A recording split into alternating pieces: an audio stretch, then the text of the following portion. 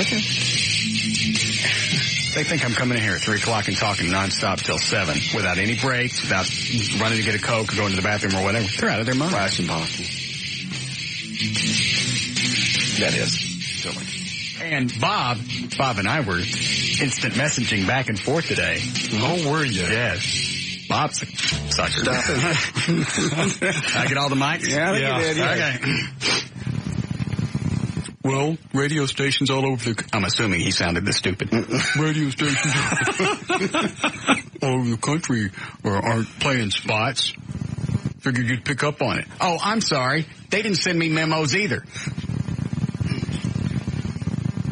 He used that as an excuse. I should have known Wednesday this radio station wasn't going to play any spots all day. This station that tries to cram as many into an hour as possible. You'd think they'd have turned it some other way, made every commercial patriotic and tributes and, sold that angle. Just knowing them, they would have sold the angle of patriotism. Yeah. Wow. It's going to cost them a lot of cash. Well, I don't care what they're doing or why they're doing it. Just the fact that I found out yesterday. By accident, I might add. When did Bob send out that memo? Wasn't a memo. He just came by and told us. Yeah. He sent me in his instant messaging IMing today when he was being a sucker. I sent out a special programming... I'm assuming he sounded this way. I sent out a special programming memo. Anybody get anything in writing? No memo. Eddie? No. So he never directly told anybody. Mm-mm. Nothing written down. Mm-mm. Would you like an example again of what breaks are going to sound like tomorrow? Or do you think you have it? I think I got it down, but if you want to do another one. No. You got it. That's all right. It's going to be long enough for us to go to the bathroom and stuff? Like 1 minute or 2? We care. You'll be back before the spots end. Oh, there's no spots. JD can't be late. Now we'll leave him outside banging on the door. Sorry, we're back out from the break. I didn't hear the last one. I waited another 30 seconds. Jesus. You probably will, too.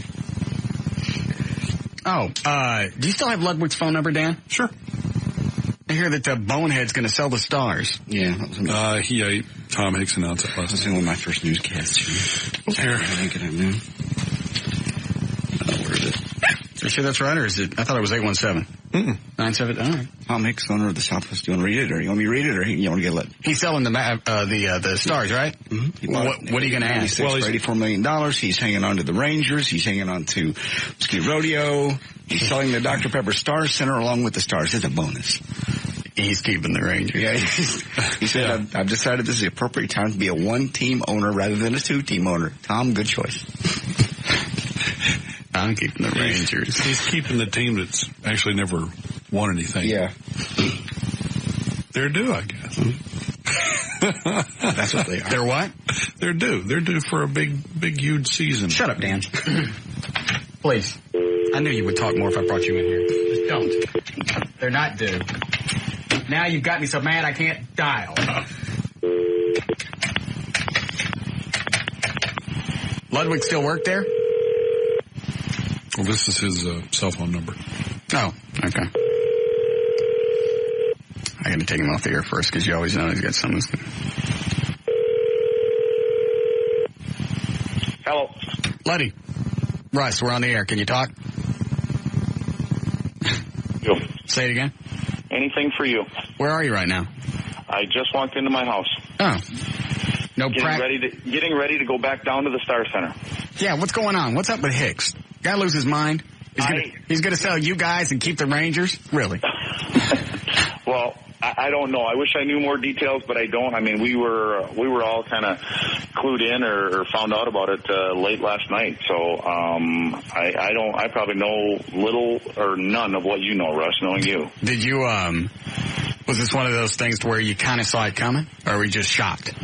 I was surprised. And it's funny, I was talking to Darryl Ray, one of our announcers, a couple hours ago, and I told him, I said, I was very shocked. But you know what, I guess we can't be too surprised. I think that's how Mr. Hicks became Mr. Hicks. I mean, this is what he does, is he buys businesses and he builds them up and he gets rid of them at the prime time, and that's probably right now. And the Dallas Stars are probably not going to be worth any more than what they are right now. And, So you're saying sell them while they're high? Yeah, I think so. I mean, yeah, you're right. Getting rid of the Rangers right now would like be selling a used car with no transmission. It might be a little bit harder to sell the Rangers right now than the Stars. So, but the way baseball's going, it sounds like the owners aren't making a ton of money there. If anything, they're probably losing money. So, maybe it's a business thing for them. So, why is it? I got a feeling after he sells the Stars, you're going to come back on and go, Hicks is a sucker. Are you saying I'm being politically correct right now? You just called him Mr. Hicks and he's selling you. Well, you know what? He likes the other kids better than you. He likes the Rangers. I got to tell you something right now. My opinion of Mr. Hicks will never be a poor one because you are such a kiss ass. Wait till the Stars are sold. I'll tell you right now. It doesn't. To me, it's not going to affect me anymore. It may affect the players more so right now. What happens in the future, but Mr. Hicks gave me the opportunity to win another Stanley Cup with what he did. The players that he allowed Bob Gainey to go out and acquire and everything. I mean, we had great teams while I was there, and so I would never say anything poorly about him. I mean, he gave me, he was paying my paycheck. So, and I'm sure the owners that come in next, they're going to be good owners too. I don't know who they are, but if that's a kiss ass, then I'm a kiss ass right now, right?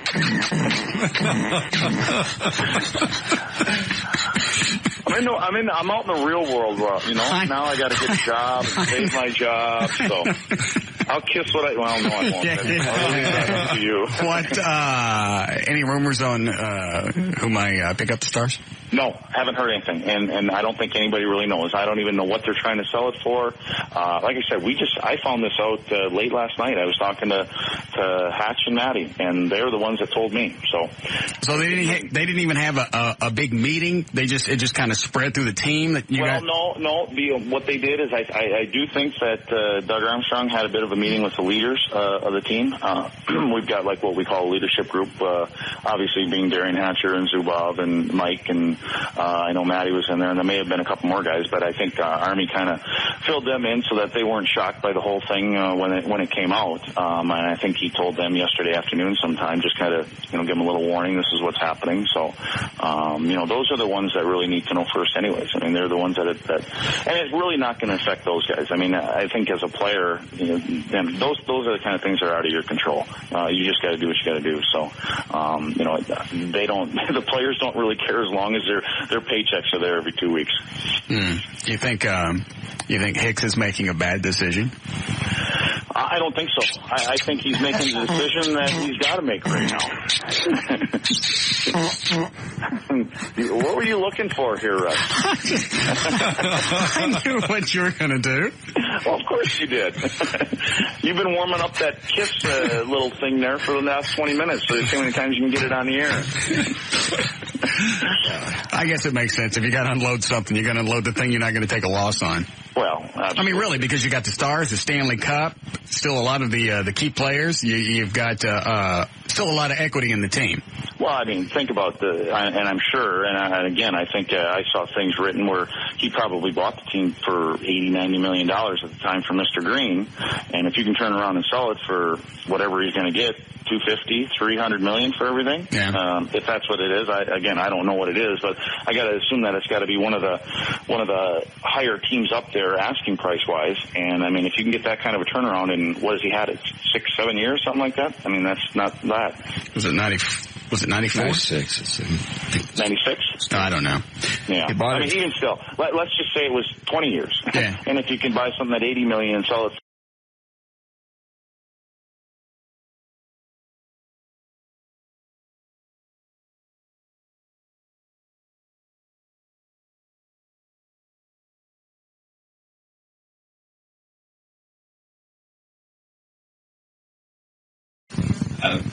Just the name of the school. Oh, okay. Yes, I would like to talk to the lovely Mrs. Williams. That's her name. All right. Here we go, then. 3:43, J.D. Ryan's on the new 105.3 FM Talk with News. Thank you, Russ. And news is brought to us by our good friends at Quiznos Sandwiches. It is Tuesday, September the 10th. Birthdays today. Christopher Columbus, who's the director of Home Alone, Mrs. Doubtfire, and several more. 44 Black today. bitch. Rocket the hilt. That's my official code. Quit it. Can we not go through those? Jose Feliciano is 57. Danny Hutton. Black bitch. Especially good for sex. Is 60 from Three Dog Night. Arnold Palmer is 73. Black bitches. The right. All right, here's some other audio you can play. Okay. All right, today the Bush administration raised nation's terror alert warning to its second highest level. It's code orange, signaling a high danger of attack ahead for our September the 11th anniversary. The level, which reflects a high risk of terror attack, is one step below the red or severe threat level, and we have been at yellow. This is the first time we've been at orange, and this is Donald Rumsfeld explaining today at the press conference. Black bitches. No, you're wrong. No, it's not. Number one. You purposely chomp your teeth together to drive me nuts, don't I you? don't do it. I don't even recognize I'm doing it. How come you haven't recognized I've said a word for 2 years? I don't know, because I just now started. Do you hear it, Dan? Yeah, from time to time. It's in my head, and I don't even hear it. You're just used to it. I guess And it's like you would have to go out of your way to do it. I mean, listen, I'm going to chomp down and tell me if you hear it. Yeah. You heard that? Mm-hmm. Oh. I guess my teeth just come together. Sorry. Which one's a dangerous cut, Eddie? Don't. Just do it on Rumsfeld. I'm doing the Rumsfeld. Black bitch ate all my barbecue. Gotta put me at the code orange. Go! Come on, man. The U.S. intelligence community has received information based on debriefings of a senior al-Qaeda operative Black bitch ate all my barbecue. of possible terrorist attacks I knew that was the reason. timed to coincide with the anniversary of the September 11th attacks on the United States. Information indicates that al-Qaeda cells have been established in several South Asian countries in order to conduct car bomb and other attacks on U.S. facilities. Was this from the 1:15 or 12:15 news? Yeah, about 12:30 press conference. Yeah. They had. And Bush later in the day, he explained basically what specific risks they've located. The threats that we have heard recently remind us of the pattern of threats we heard prior to September the 11th. We have no specific threat to America, but we're taking everything seriously, obviously, and so therefore we have gone to a different level of concern. Oh, there we go. The one thing. Okay. Okay. Speaking of terroristic threats, FBI says more than 300 pounds of ammonium nitrate is missing from a Texas business. 11 30-pound tubes of ammonium nitrate, thank you, in the gel form they're missing. Each single tube can create a crater 1 foot deep and 7 feet wide. The chemicals disappeared Monday from Georgetown, Texas, near Austin. Let me see what that chemical is. Ammonium nitrate. Okay. Okay. Ammonium nitrate. Ammonium nitrate. So they just disappeared. That's, each one of them can make a crater 7 feet by whatever it says there. Great. And this was in Georgetown, down by Austin. Do we have any emergency plans here in North Texas? Plenty. Like? Well, we have an emergency preparation team downtown, matter of fact, and they're staffing the next 3 days straight. 24 hours a day, 7 days a week. Trying to decide where I would go if something happened. Probably to Eddie's house. Yeah. Or Glen Rose. Just to get over with. Yeah. All right. Christopher Reeve has regained some movement and sensation in his hand and feet 7 years after horseback riding accident. Dan, could you get somebody on with the, what do they call it, the OEM? AMO? Somebody Office of Emergency Preparedness. Yeah. OEM. Yes. Shut up, JD. Yes. OEP. Whoever... Get me on somebody from the city. I'd like to know if they got this stuff handled. I'll call. I don't want to get somebody on today and have them go, oh, that's a good idea. Is that tomorrow? Yeah. Well, hell. It's been a year already. Hey, Bill's still out of town. We should put on some deadbolts. The Superman star. Yeah, I'd like to find out what they have planned for tomorrow. Okay. Either Dallas or Fort Worth, I don't care. I'm sure Fort Worth has an office of emergency preparedness as well. What about Christopher Reeve? He can now breathe on his own for 90 minutes at a time. Yeah, Reeve can move his fingers in his left. Do I have him on my Deadpool list? Christopher Reeve? No. Didn't somebody have him? Somebody had him for a while and then took him off. Can feel pinpricks on most of his body and can tell the difference between hot and cold. Well, isn't he smart now? Up until now, he hasn't been able to feel anything. That's what you get for riding around on a horse. Yeah. Jumping over stuff. I mean, is it really worth it? Really? It's like saying, is NASCAR really worth it? It is to the people that do it. It's worth the risk. I saw a video of him today to where he's on a treadmill, and they've got it. It's really pathetic. And what? He just looked like a big marionette because they had him holding. Oh, I swear. And it's like they got people pushing his legs. They had like 6 people around him, you know, like 2 on one leg, 2 on the other, and he was just running like this. Right? Mm-hmm. Let me take the headphones off. Yeah, and you're looking at it going, that used to be Superman. I know. And now people wipe him. Yes. Things happen to people. You'll see it again? Yeah, let me see it one more time. How's it go? Oh, I forgot the look on his face. Oh. Thank you. It was a bit marionette-ish. It was. It was sad. But I guess it was okay with him because he let him come in with the TV cameras. Keep saying he'll walk again now that he's starting to get some feeling back. Again, he can tell the difference between hot and cold.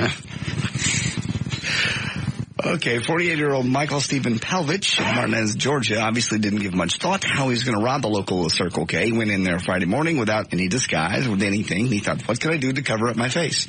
So he grabbed one of those styrofoam ice chests, punched 2 holes in it, and put that on his head. Walked up to the cashier and said, no one, of course, could understand it. You know what the cashier said?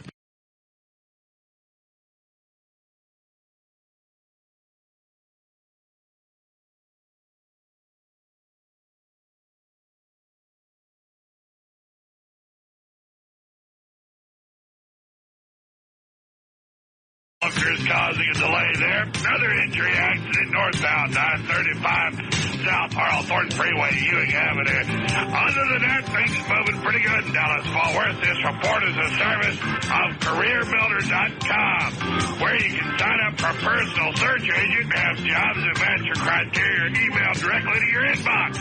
Look for the Career Builder section in Sunday's Star Telegram or go online at CareerBuilder.com today. That's traffic. I'm Jonathan Dodge in the new 105.3 FM. Why? Like it? Jonathan, all right, it's cooled off just a little bit. 69 for the low tonight, going to be 89 tomorrow, 84 degrees now at the Talk at Rocks, Texas, the new 105.3 FM Talk. How many cuts are on this audio thing, Eddie? 25, I believe, altogether. But it's all mixed up. Black, I have no use for you. I don't like you. Did I play 24 already? Nothing says loving like black bitches. I'm not going to even justify that. How did that come up one day where you said black bitches? It was my birthday. I'm going to say it again, and you're going to get it on tape again. We already got it on tape. All right. We can add anything to it now. It was my birthday, and somebody thought they'd be funny in the building. They gave me a videotape, and I think they probably got it from Bruce up at Amazing Superstores, and it was Black Bitches 3. Oh. And then when you said, what'd you get for your birthday? I went to this video. You go, what's that say? And I was stupid enough to go, it says Black Bitches. And then from then on, anything else I said, you tied into it. Yeah. All right. Good.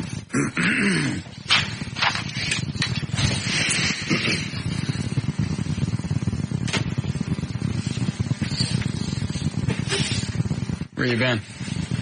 Getting Bill Gross from the Office of Emergency Preparedness for Dallas on the phone. He's on the hotline. Oh. Hi, Billy. Afternoon. How are you? Pretty good, sir. How are things at the Office of Emergency Preparedness? Right now, we're just trying to get our hands around all the changes that have come out today and get an understanding what it means for Dallas. Well, what changed with you? Well, first of all, let me ask this, just so I know ahead of time. City of Dallas, do we have like a plan in case something happened? Yes, sir, we do. Okay, goodbye. I just didn't want to get you on the phone and have you go, hey, that's good. We should come up with something. Well, first of all, we went from yellow to orange today, right? That's correct. So what does that mean for you guys? What do you got to do different? Well, that was an indicator we needed to find out what was driving that, and we worked closely with Dallas Police and the local FBI, and all of this was driven by indications they have of people targeting U.S. interest overseas, and right now there's nothing that really any information they have that indicates there's a threat against Dallas or the Metroplex. So but we decided to go ahead and take the city's emergency operations center and put it in lowest level of activation just to have staff down here, so in case something did happen, we'd be one step ahead on getting people geared up to respond. Now, with skyscrapers in Dallas, whose responsibility is that for coming up with an escape plan, route thingy? Building owners. The building owners are responsible for that, building owners and managers. They work in conjunction with the Dallas Fire Marshal on that. Okay, so that has nothing to do with you guys? No, sir. Bill, what do you guys do? We kind of serve as the institutional knowledge for the real world, that kind of stuff are emergencies, and we deal in worst case scenarios. Dallas Police and Fire have their hands busy day to day dealing in emergencies. Right. We live in the world of worst case scenarios, the things that are really build up beyond the ability of people to handle with just the normal resources, kind of serve as an institutional knowledge for the disaster plans we have in place, the procedures, remind folks that work down here that how we go about getting additional assistance from the state of Texas and the federal government in one of those real end of the world scenarios. So basically what you guys do is you plan everything, you sit around and plan everything and then wait for something to happen. Yes, that's about it. And then we also conduct exercises to make sure that our plans work. And what do you have plans for?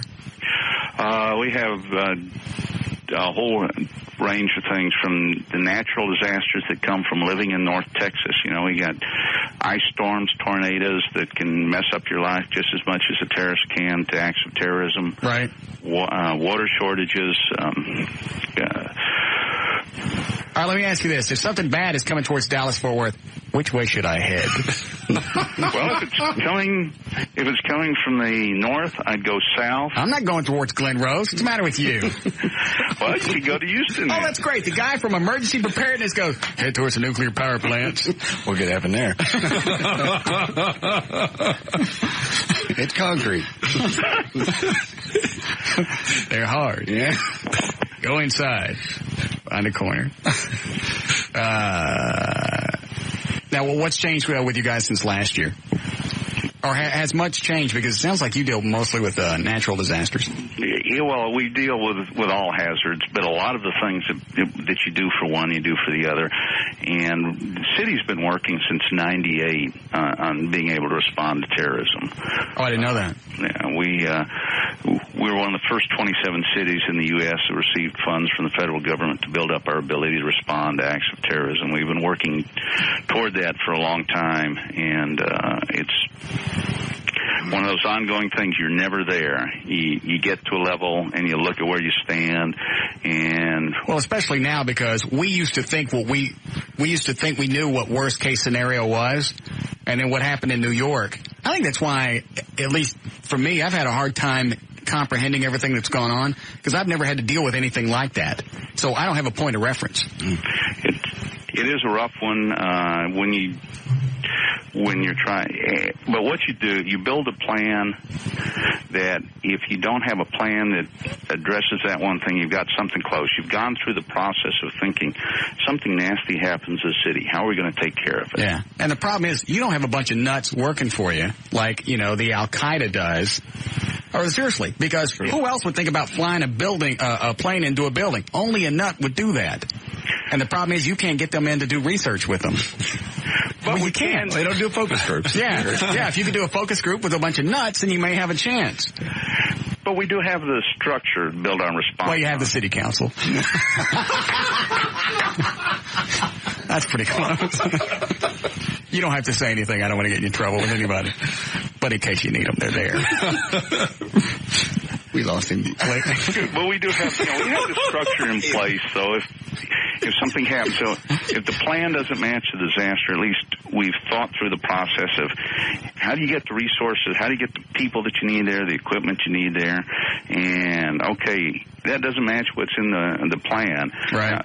But you know where you're going. There's a wise old saying in the military that, no plan withstands the first contact with the enemy. Yeah. But you've gone through the process, you know where you're going. So if you can't get it to going from A to B, well, then you go from A to D back to B. I just think it's funny that a lot of people are going back and looking at what happened in New York and how they could have handled, the police and fire, how they could have handled it better. I don't know in a situation like that, everything you've got planned out is ever going to work. Because you had off-duty cops, off-duty firemen coming in to help, and they didn't have radio, so there was a breakdown in communication. I don't know that you can ever prepare for something like that. Well, that's what we try to do, and it's an ongoing task. And matter of fact, we're having an exercise next week with police and fire. And were you going to do that? We're going to do a little bit of everything. We're going to have hostage. We're going to have some gas release, sarin gas. Can we come out? Do you need some help? Where are you doing it? That's a loaded question. I will be more than happy to put you in contact with the city PIO. So where are you doing it? Nah, the city don't like us. Where are you doing it? There'll be several sites in the city. One is, just give me one. Cockrell Street. Okay. What should we bring? If you want to go through our decontamination process, wear some old clothes and then maybe a swimming suit so we can treat you like you've been exposed to a chemical agent and cut your clothes off, run you through the decon site and pack you up. And I'd just like to go see how one of these things works. It'd be great. Yeah.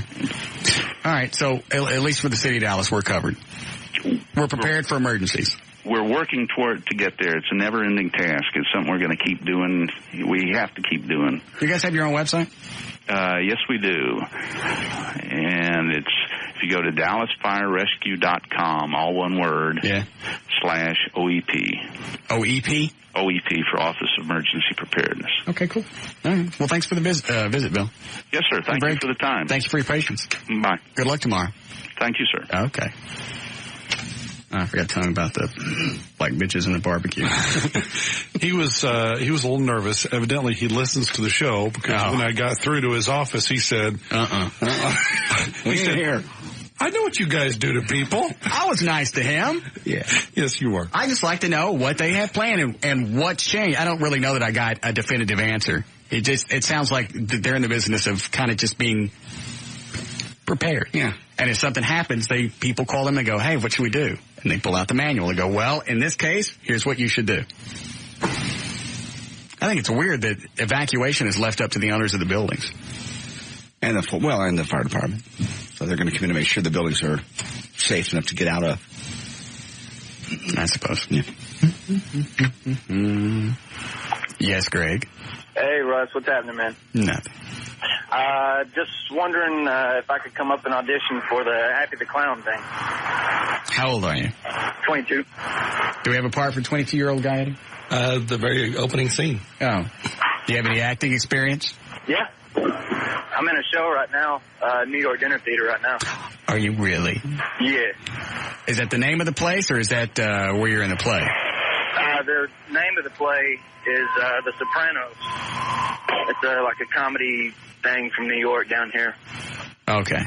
So you're not actually performing in New York? No, it's going to be down here. So you're trying to trick me already? No. Well, you said New York Dinner Theater. Well, they came down here to make some money. Okay. To the Dallas venue. Right. So I graduated from Katie's studio with an acting degree and all that stuff. Did you really? Yes. How long did you go to the acting school? 2 years. And you're not on TV yet? No. Have you done any TV? No, I've done independent film and stuff. What is it, Eddie? Getting a porno. Just hold on. You did a porno? No, I tried to get in a porno. Didn't get it. It was a goof.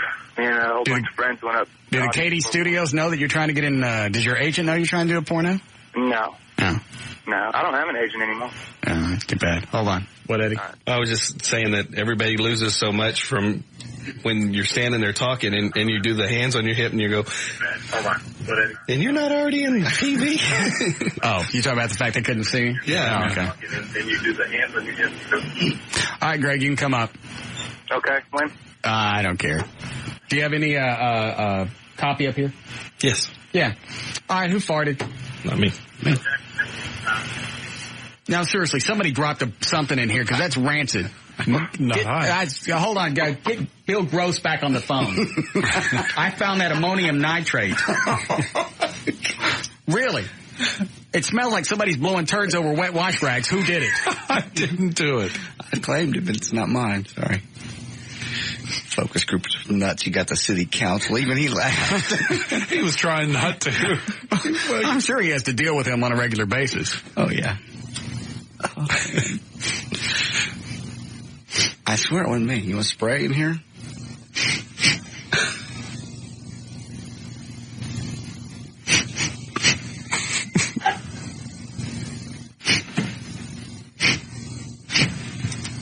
I'll find out who it is. I'll smell your pants if I got it. Because that's rancid. You're the one that's been popping bubbles today. Maybe one of them finally popped. They're farts, Dan, not boils. Oh, Rob was telling me about his today. His boil? The thing on his arm. Yeah, what did that turn out to be? That golf ball-sized thing on his arm? It's a cyst. I told him it was a cyst at dinner. It's not a cyst. Yeah, it is. He started to tell me all about how they drained it. And oh, Jesus. They didn't cut it out? Not yet. They want it to harden first. Oh, yeah, I forgot. Oh. And then they're going to cut it out? Yeah. So it's still there. Is it? Yeah. Is he here today? He was earlier. Oh, I want to see it. Okay. Well, don't go get him now, Eddie. We're going to take a break. Grab this guy and then we'll break. Go ahead, Eddie. Hey, Russ. Yes, sir. I'm hoping you and the guys can wear those shirts I brought you back tomorrow in honor of those firemen. You know, it's funny. It's funny you mentioned that. I was, as I was laying my clothes out for the week, I pulled out the New York City fireman shirt. You are the man, because everybody I brought shirts back from, asking them all to wear them tomorrow in their honor, and they're all going to do it. Yep. Also the cap that you got. Good deal, bud. Thank you, sir. Thanks, Russ. All right. That was Eddie. His brother is a New York City firefighter. I believe he said he was on the Brooklyn Bridge. Is that going to New York? Yeah. Okay. One of the bridges. Yeah. And they were on the way in and they saw the tower, the South Tower collapse. Okay, we'll take a break. We'll be back.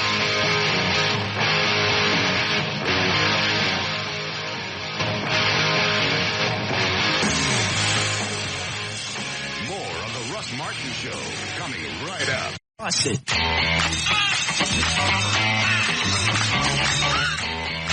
And now, back to the Russ Martin Show with J.D. Ryan, producer Dan Lewis, associate producer Eddie Boyd, and Jonathan Dodge in the new 105.3 FM Talk White Lightning.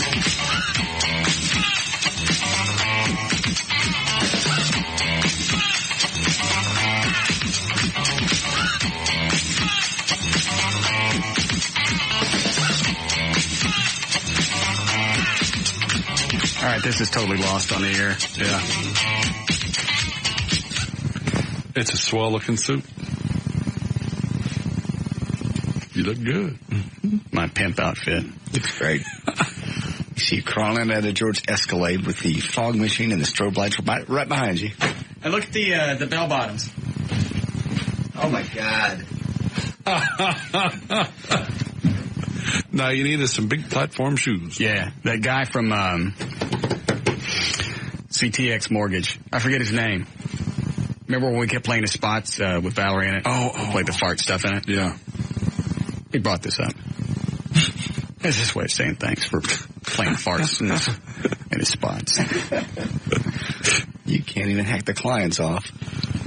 Yeah, I was trying to piss off Reed today. Doing what? We were supposed to go to dinner tonight. Yeah. I can't go. I get a plan for a 4-hour show tomorrow where we got no spots. Well, can't you play music? Nope. Music? Talk station. Yeah. God, this outfit gets hot quick. It's gorgeous. So that made him mad? No. Check the pants, though. That's great. I think he ordered them off of pimphats.com. So you can see the purple suit that I got on. I'm gonna wear this. I'm gonna wear these pants every day. No doubt in my mind. Look at them. I know they get, what is that, zebra inlay? Yeah. Yeah. These look just like the pants I had in the 70s. I mean, they weren't velour. Mm-hmm. Well, some of them were. Mm-hmm. But I mean, the bell bottoms are so big they cover up your feet. We call them elephant ears. I don't know what. Is that what they call them? I think they still do. Oh, do they? Okay. I'm done dancing. What is it, Stan? Yeah, Russ, I think the show's great, but I'm a little worried about you, buddy. Why? Well, yesterday you had Dan crawl on top of you. Today you're talking about sniffing people's pants. Mm-hmm. You're not going gay on us, are you? Mm-mm. Okay, well, you need to get some porn stars or strippers or something up there. Great, I'll bang a chick this weekend just for you, so you won't think I'm queer. All right, thank you. Yeah, all right. Oh, it's Al. Alfred. Hey, man. Hold on a second.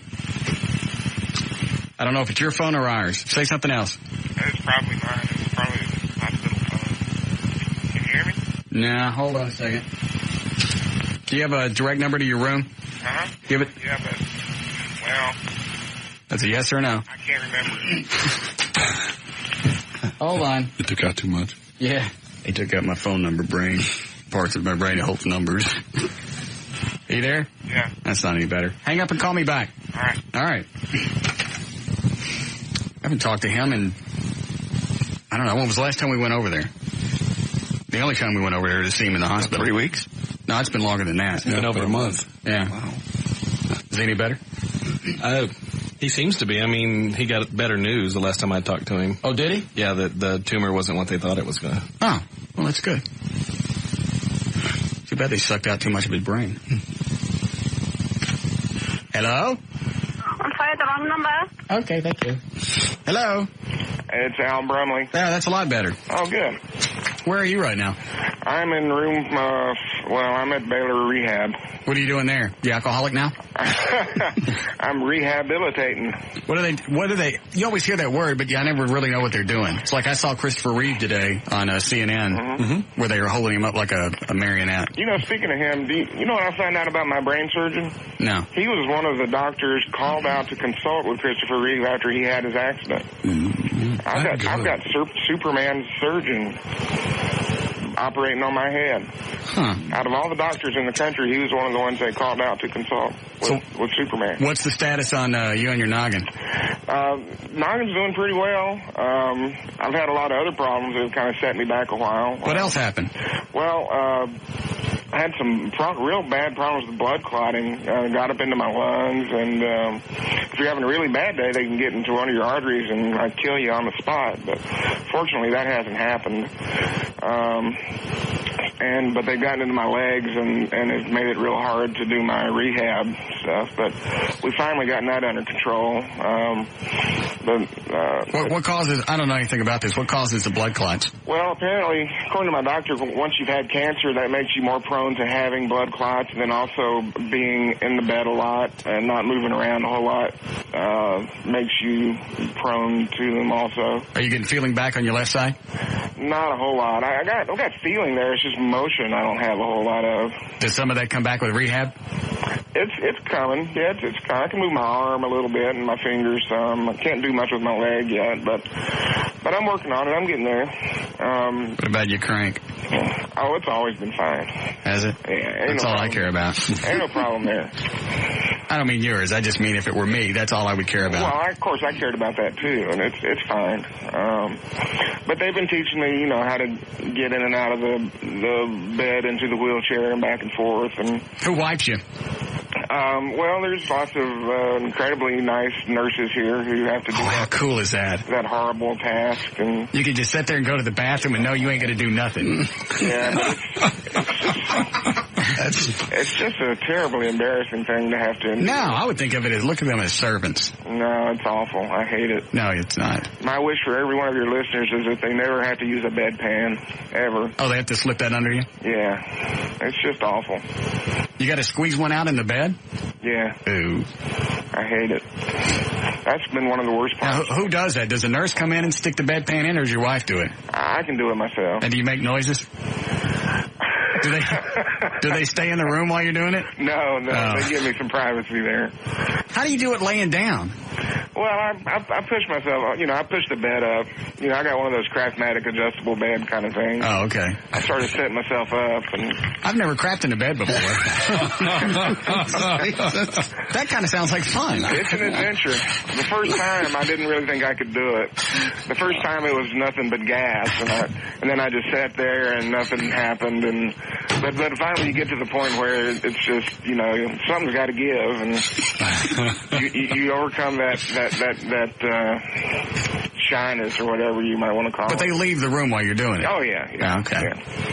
They're very cool here. They've seen it all. It's nothing to them. But and what do you do when you finish? I mean, do you have to scream out, "I'm through"? Yeah, mommy. You just hit the little nurse's button and say, I'm done with my bedpan. Come get it. I'm done here. Done. Well, you have to think of all these things. I mean, not only is he going through rehab and the fact that, they had to go in and open his head up again, you have to sit up in bed and puke. It's awful. It's just awful. But the people here are just great. They couldn't be finer folks. And I'm feeling like, they're going to let me out next Monday, going home next Monday, finally. And I'm feeling like at this point I can be fairly independent. You sound good. I feel real good. And, here's the other thing about Alan. I don't want to get too sentimental. I want to go back to you crapping in the bed. But I have never, ever heard him complain about this cancer or the tumor or anything that it's done to him. Me? If it were me? Oh, Lord. Good Lord. I know. I know. Well, I've had my moments, believe me, and the thing that was really bad this time was all the other stuff that happened. Like, I had these blood clots, and I had to go across the street to the what they call Big Baylor, the regular hospital. And so you're not even in the good Baylor right now? Well, I'm in the Baylor rehab, and I had this filter kind of like the Tardo section. So I had a little minor surgery there, and then I had... Well, you had a filter installed? Yeah. To keep the clots from getting up into my lungs. Okay. Well, wait a minute. Where's the filter? It's kind of up near my belly. So they opened up your gut? No, they inserted it through my crotch, kind of. Oh. But it really wasn't. It was. I know when you say your crotch, you don't actually mean your weenie. No. God, no. Just like my groin, I should say, or something. A big artery that goes, down that leg. Yeah. I guess I should have said my groin. Hey. Are you close to having to go to the bathroom right now? No. Russ. You want him to call back? Let it go. No, I want to listen. That's what I mean. It would work on the radio, believe me. It's just not that noisy. I just want to hear the whole process where they come in and they roll you over and they stick it under. Roll over, baby. Now, how do they, when they come in to tidy you up, what do? They roll you on your side? Yeah. Man, you got to be dropping them the size of German Shepherds. They use, like warm wash rag. God, I'd love that. Nice warm wash rag back there? I'm telling you, it's mortifying. I mean, the first 2-3 times, I just wanted to find a hole and crawl up in it and die. I just couldn't believe this was happening to me. It was awful. But you're used to it now, right? Pretty much. Yeah, now we're kind of talking about... Now you feel like royalty. Well, did you do anything? Yeah. Yeah, a little bit. They come in, they look in your pan, and they go, good boy. Yeah. Look at that. We kind of joke about it now. God. You ready for some free material here? Yeah. Well, I also had, during the course of my trip across the street, I also had bladder spasms, which was just god awful. It was like drinking, you know, a pitcher of beer and not being able to pee for 3 hours, and it was just terrible. And so they give me this medicine, right? And you're gonna think I'm making this up, but the medicine was called Urispaz. UR-I-SPAS. Urispaz. And it just makes you urinate. It just stops your urine from doing all this cramping up. Your bladder from doing all this cramping up.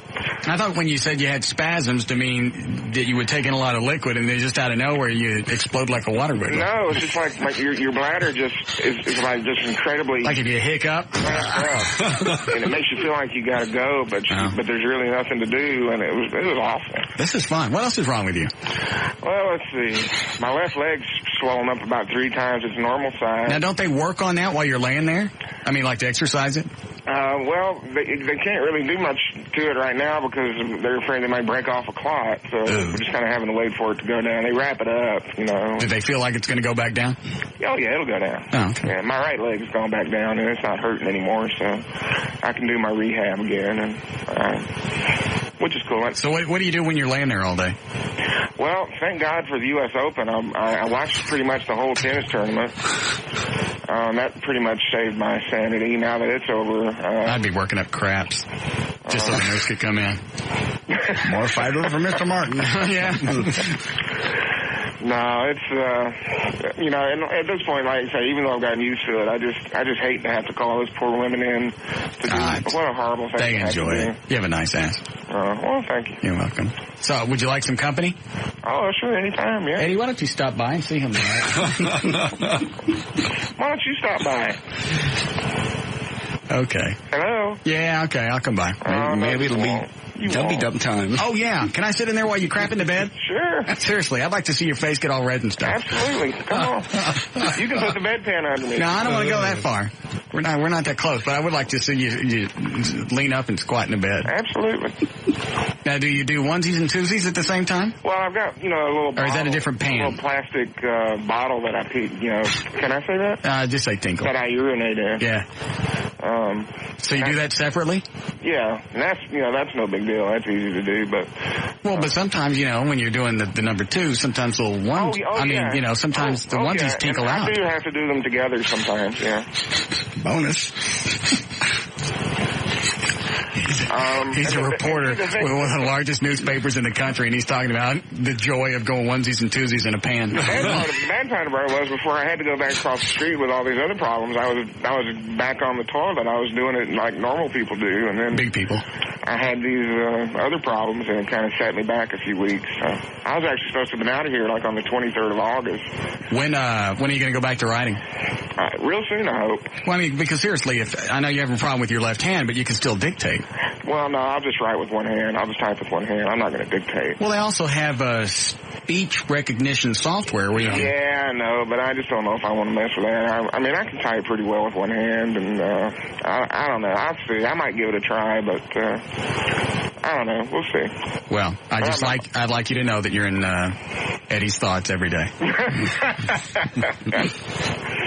Well, that means the world to me. Good. You just don't know. Eddie's a good guy. Yes, he is. All right. He's been pretty much the only one on the show who's showing any kind of concern. I know. Over the past few months. He was the one that drew the shorts. Oh, is that how it works? Hey, who's this O'Malley guy? He's the guy that screens the calls now. Oh, Dan doesn't do that anymore? No, Dan's in the room with the big people. Oh, how'd he swing that? I don't know what happened one day. He just had a fit in the hall and went, all right, I'll get somebody else to screen the calls. Wow. Way to go, Dan. Thank you. Hey, and boy, this Opie and Anthony thing really shook things up, huh? Yeah. My Lord. I'm sure you were pissed off that you couldn't write when all that happened. I mean, I was wanting to get in on that big time, yeah. In fact, Bob sent out a memo that told us to lay off the Catholic Church. Are you serious? Yeah. Good Lord. Eddie, do you have the song for today? Yes. Let me see. Hold on, Al. Would you like to hear it? Yeah. I keep expecting Opie and Anthony to turn up on, the Eagle in the mornings. Yeah. I figured Clear Channel would snap them up by now. All right. By the way, is Bob in the building? Anybody know? No, he's not. He's out playing golf today. Oh, he is. So he won't hear today's Pope song. No, I'm afraid not.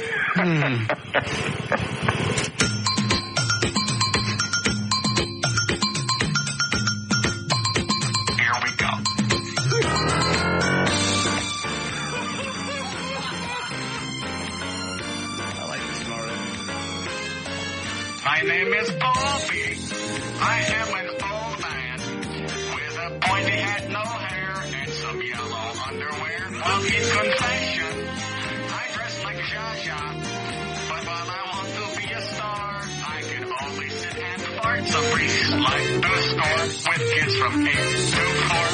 They are young, they like the candy. Touch me here, you little mandy. I'm the Boba for the Catholics.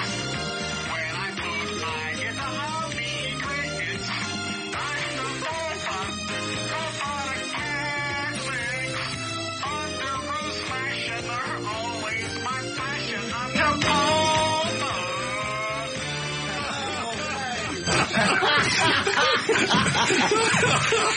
He's on the floor. I had to hit the delay on the last part. I think I'm going to cry. That was beautiful. Very nice. I knew if I did the last part, Eddie would be gone. But that one can't air. Hey, you want to talk to one of the nurses who wipes my butt? Yeah, can you hold on? Well, if I can grab one of them and get them in here, I'll grab one of them. We won't do it right now. We'll do one of those swinging radio teases where people got to come back and listen to see what happens. Okay. All right, hold on. You didn't think I'd do that, did you, Eddie? He hit the floor.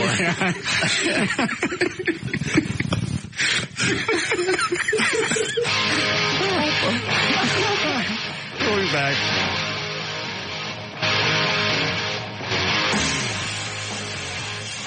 More of the Russ Martin Show coming right up. Yeah, we were swinging.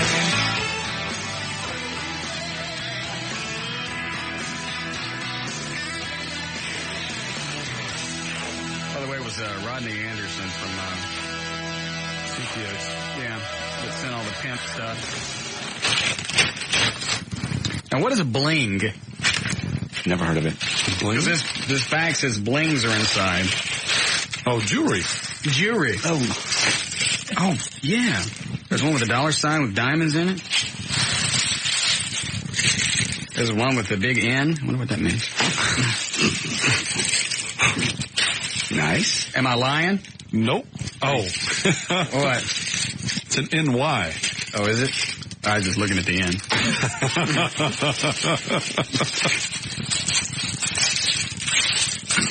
There's one with a scorpion. I've been to the website. Some of this stuff, all the stuff that he bought, he spent probably $500-600. Wow. Which is okay. You got more than that in radio time. Who wants the pot leaf? Don't say it. I know who everybody was thinking of. Eddie, would you like it instead? Yes. Or the crown. Oh, yeah. With the crown? Hey, there's a Pope hat. That's you? That don't go with my purple, does it? What goes with purple? Silver or well, gold? But you got the white and zebra stripe. All right. Yeah, the crown. Which one you want, JD? Yeah, okay. $sign? $sign's good. Yeah. I like the dragon. Which one is that? The one I got? Yeah. There you go. Oh, yeah.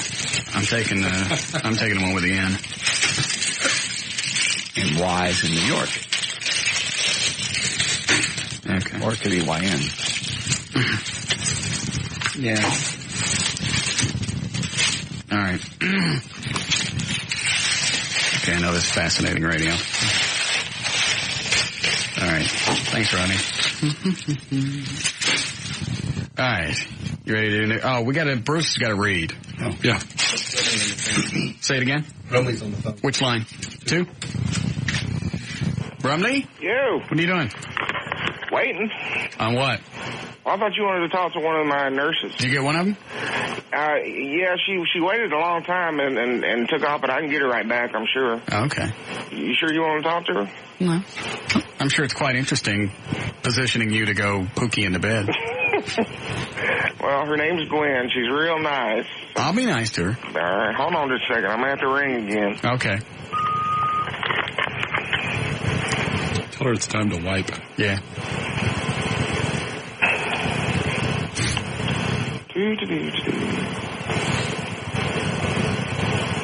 Is that the noise that I do? Mm-hmm. Sometimes you just hum to yourself. I I got to go, Pookie. Can you hear me? Would you ask Gwen to come to my room, please? Okay. Thank you. She didn't sound too nice. Well, I think she just gets lots of calls. Oh. I don't think all the patients are as nice as me. Or as attractive. No, not by a long shot. Hey. Yeah. When she comes in, pull your crank out. Yeah. Oh, they've all seen it. Pull out and wave it at her. Tell her I said hi. That's another fun thing I get to do. They set me on a chair and wheel me into the shower and scrub me down. Oh, they do it for you? Oh, yeah. Buddy, that's like royalty. Seriously, people pay a lot of money for that. Well, you're paying a lot for it, too. But they pay for it because they want it, not because they got it. Why do you want to go home? Well, I hadn't really thought about it that way. Well, seriously, you don't have to do anything? Lay around, watch tennis all day? Well, I got a wife, so... Yeah, I guess she could wheel you around. Yeah. Is she coming? I don't know. I'll tell you what, we got to do news. I'll leave you in queue, and I can hear you when she gets there. All right. Ask Bruce if he can hold on during news. I know. All right. Straight at 5 o'clock. Did you run a legal ID? All right. 5 o'clock, J.D. Ryan's on the new 105.3 FM Talk with News. And thank you, Russ. News brought to us by Clig Nose. He is back at it. People for the ethical treatment of animals have called for a boycott now in Austin-based Whole Foods Market until the natural food grocer adopts a more rodent-friendly approach to pest control. A more rodent-friendly approach to pest control, PETA. Okay. According to an alert on the PETA website, Whole Foods stopped using glue traps in its stores earlier this year after PETA members complained the sticky killers were inhumane to catch mice. But a PETA spokesperson shopping at a Whole Foods since has discovered a dead mouse in one of the catch-and-release mouse traps that allegedly hadn't been checked in some time. PETA's mad because they allege now that the little rodent starved to death. They're calling for... It's a rodent. It's an animal. Opposites attract. Well, that's a bunch of garbage. If you want chemistry and relationship, you need similarities. That's what a New York shrink, Dr. Frederick Levinson, thinks.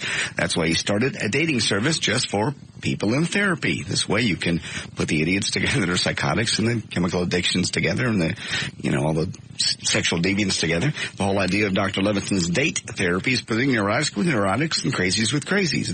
That's what makes their date a bit shady, because your shrink becomes now you're a matchmaker. Of course, that's if you're willing to pay the $800 for the guaranteed 8 dates per year the service provides. Then your therapist fills out a standard form about your psychological profile and sends it to TheraDate. Hold on a second. They're not there yet, Al? No. What if this was an emergency? Well, they know she knows it's not an emergency. How does she know? Well, because when she was in here earlier, I told her what was going on. Oh. But she's just got a lot going on, I guess. But I'll keep going. I'll let you know. All right. Go ahead. All right. A man sustained serious injuries to his lower limbs when a homemade potato cannon exploded, showering him with metal and plaster shrapnel. The man and 3 friends were camping when they launched a homemade cannon. Believed the cannon featured one of the metal pipes welded to a 5-inch metal plate. Spokesman said the men fired the homemade cannon using gunpowder to launch a beer can filled with solidified plaster as a cannonball. 3 others were injured. We're on orange alert. One of the highest alerts we could be on for this country. Right. Yeah. And JD's doing stories on tater guns. We talked about the thing earlier. It hasn't changed. Well, I think, you know what? From 3:30 to now, it's probably still top of mind with people, the terrorists. Okay. We're on orange alert. Are you obsessive about your pet? Well, you might be. There's a new survey out to see if you're obsessive about your animal. Maybe Russ can answer some of these, Russ and Dan. And Eddie's got pets too, I don't. Let's see here. If you can't see out your passenger window because there are nose prints all over it. Yes, no? What? Never mind. I'm not listening. Orange alert. Just a little survey. I'm listening. Okay. I know what this is. It's a stab at me. It's not. If you refer to yourself... Hold on. Is she there yet, Brumley? No. All right. Go ahead. If you refer to yourself as mommy or daddy to your pet... If your dog sleeps with you, if you have little songs that you sing to your dog and she always wags when you sing, your dog or cat eats, feces, but you still let it kiss you. Are you like, what? You like people who like your dog. You despise people who don't like your dog. You talk about your dog the way other people talk about their kids. You sign and send birthday, anniversary, and Christmas cards to your dog. You put an extra blanket on the bed so your dog will be comfortable. There's just a couple more. You'd rather stay home on Saturday night and be with your dog than go to the movies with real people. Your license plate says things like Texas Animal Friendly License. You have a dog picture in your office. I don't have a license plate that says Texas Animal Friendly. Okay, that's one. You have your dog's picture in your office and no one else's. You lecture people on responsible dog ownership every chance you get. Where did you get this survey? 2 more. Because it's not very entertaining. Okay, I can get out of it anytime. There's only 2 more. Your parents refer to your pet as a grand dog. And finally, you carry pictures of your dog in your wallet instead of pictures of parents, siblings, significant others, or any other human being.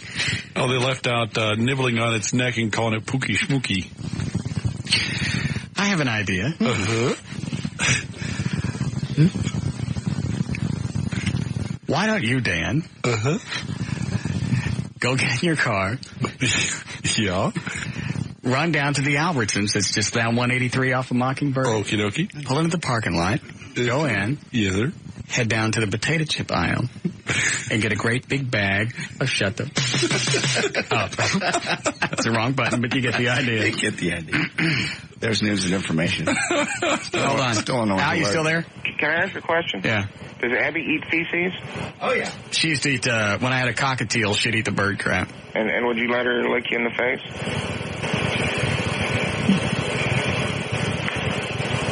My left leg works. Ow! Damn. Would you let her lick you in the face? With bird feces on her tongue and all? Al, I'm going to do something. I want you to tell me what I'm doing. Okay. Listen closely. You ready? Yeah.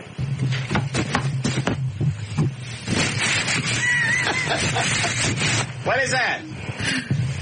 I'm wiping myself.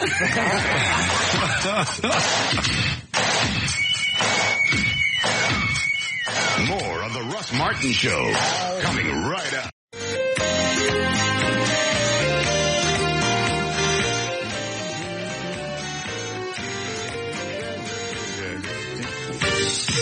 All right, check on traffic. Jonathan Dodge at the controls of the new 105.3 FM Talks White Lightning. Why, Big Russell, this report brought to you by Taco Cabana and by Carfax. Are you in the market for a used car?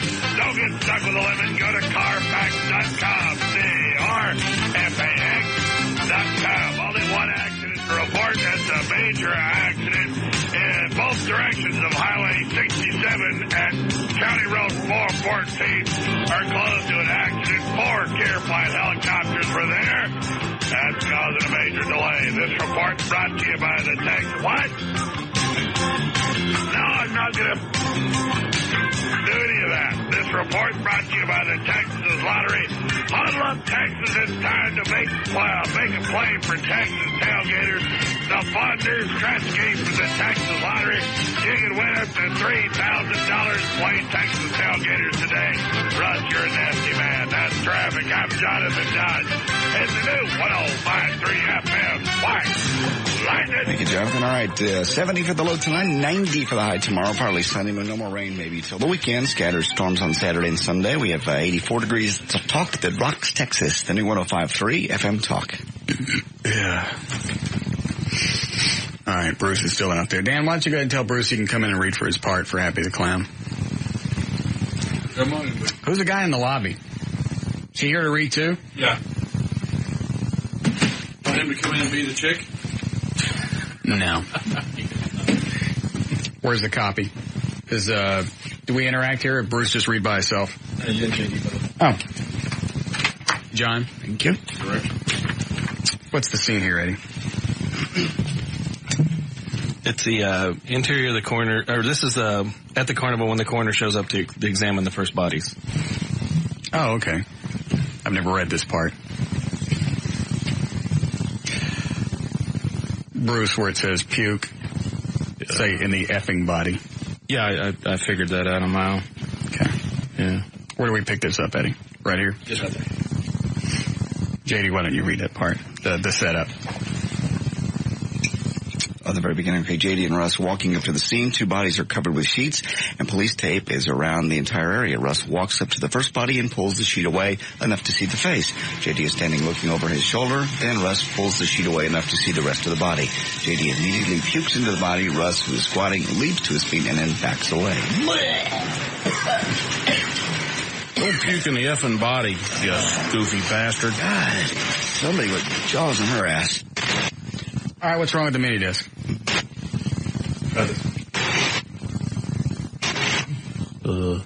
Shut up, Bruce. I've never seen a mini disc skip, ever.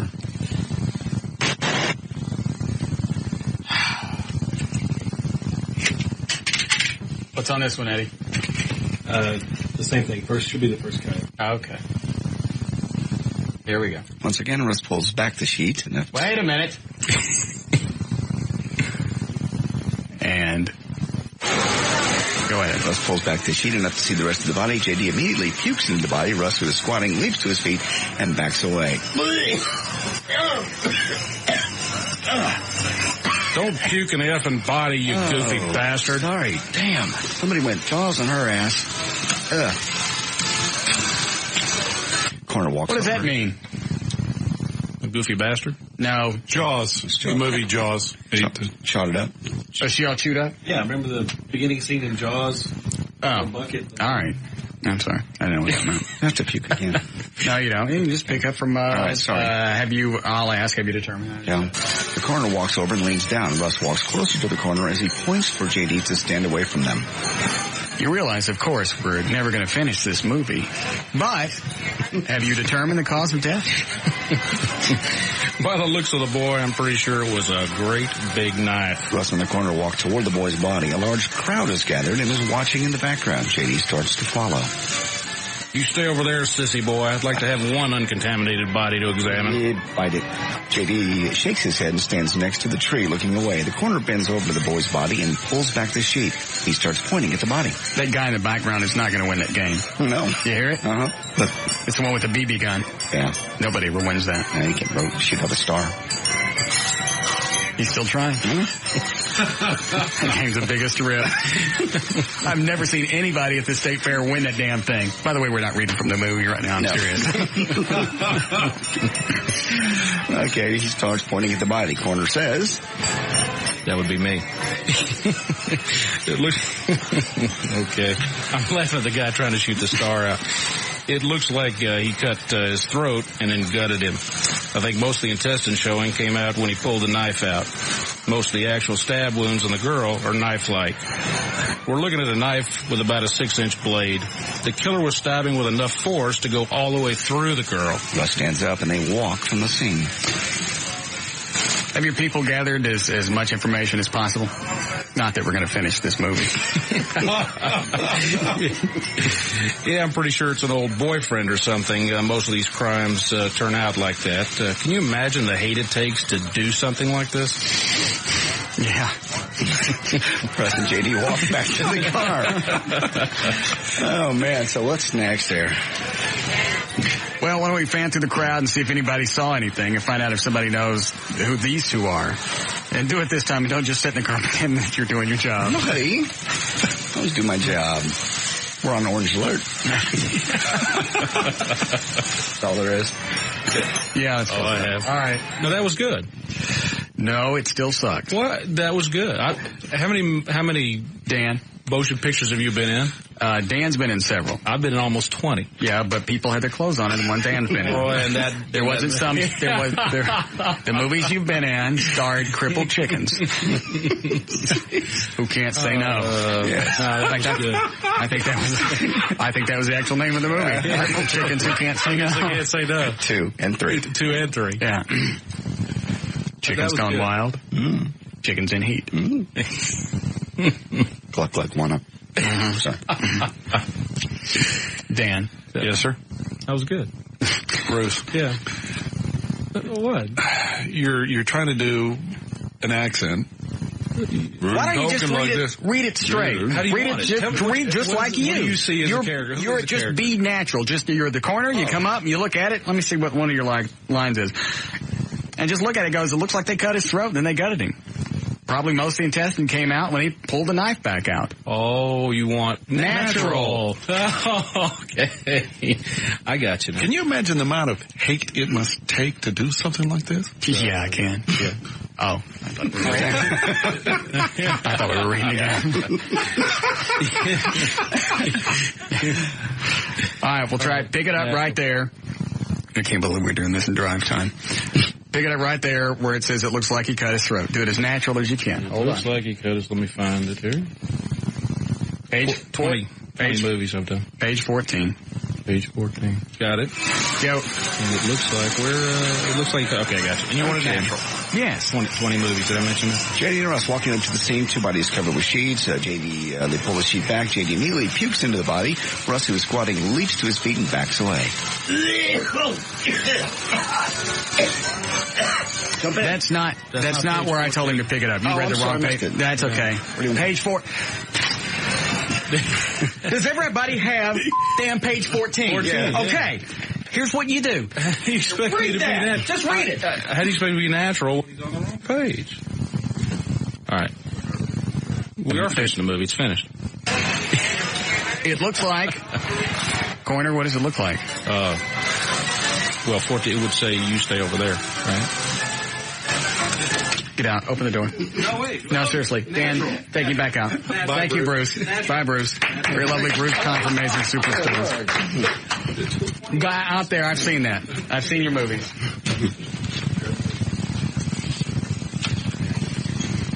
I knew he just wasn't going to read it. All right, we gave him the chance, and he still sucks. Why is it that hard to come in and read it just like it says?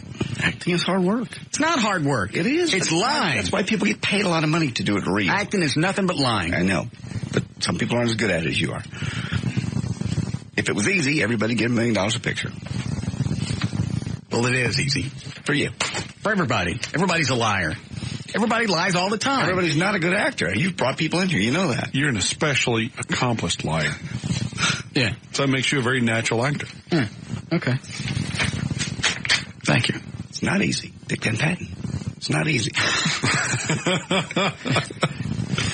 Good call. Okay.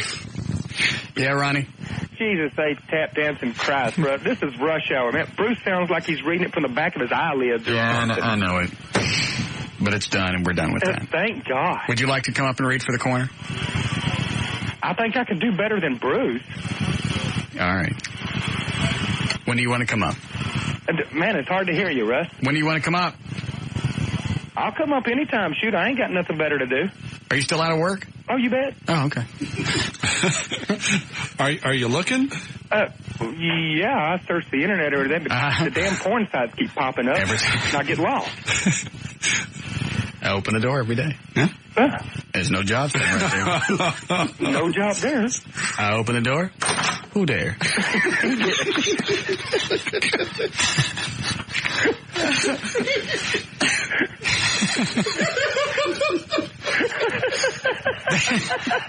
Seriously, that can't be funny to anybody but us. Oh, yeah. Oh, who damn funny for everybody. It's universal. You think? Yeah. All right. Well, why don't you come up tomorrow? You can read. Okay, good enough. All right.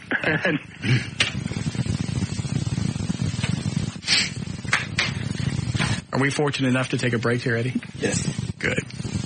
You see, tomorrow when things slow down? Yes. And I go, you know what? I need to take a breather. And the way Bob had it planned, we couldn't take a break. We will now, though. We're going to have to, yeah. Okay. Just silence. I'll leave one mic open, and you can hear what goes on when normally there's a break going on. That's fun. That's daring radio. No one's ever done it. That's for sure. Just us walking around talking to each other off mic during the breaks. Yeah. Okay. People love behind the scenes stuff. That's what they're going to get. Mm-hmm. I don't know that there's much left on this show. Seriously. Let me take Billy's call and then we'll break here. Billy Lee Davis? Yes. How's the big career? going great. Selling lots of CDs, getting lots of appearances. What's the update? Right now, tomorrow we're going to have that blood drive for Star Country 95.9 in Mount Pleasant, Texas. That's going to be from 9 to 4. Star, can you pick them up here? No, you cannot. Oh, that's too bad. But also they're going to have me go into another sister station they have in Sulphur Springs in the afternoon and do the same thing. So they're doing it in 2 towns, so I'm going to get some exposure in 2 towns, so that's really cool. Did we talk about using his song in the soundtrack of Happy the Clown?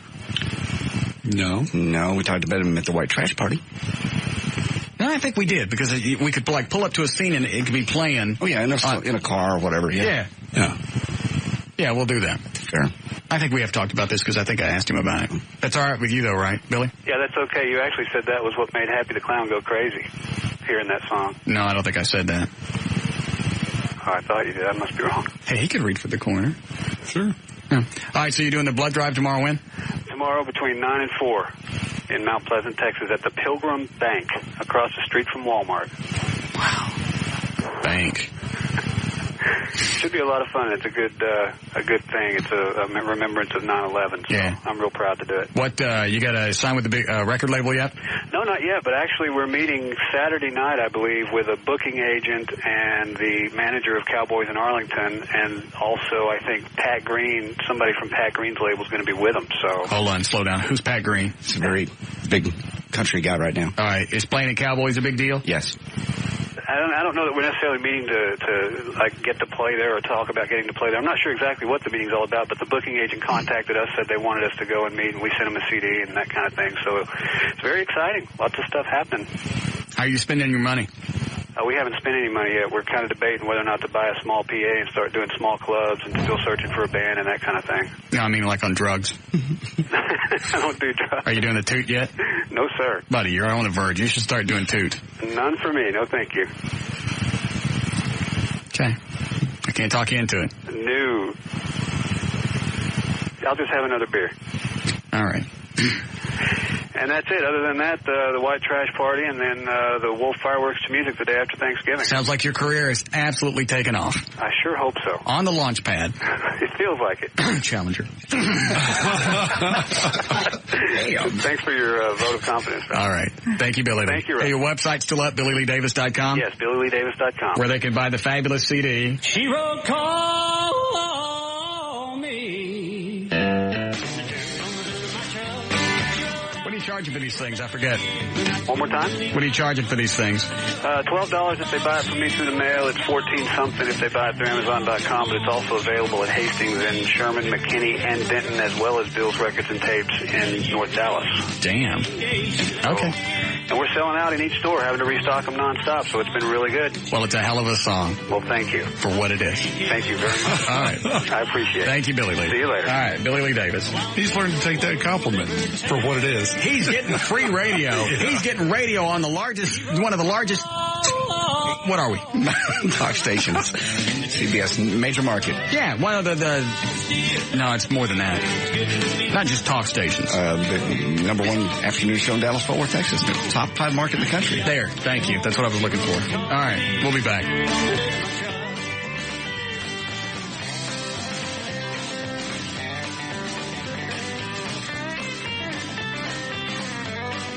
More of the Russ Martin Show coming right up.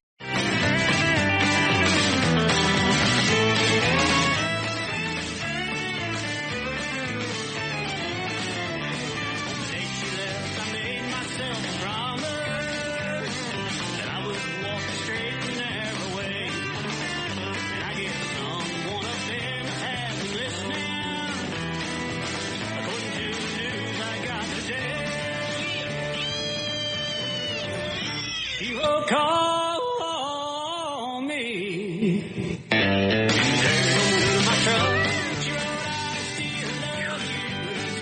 What?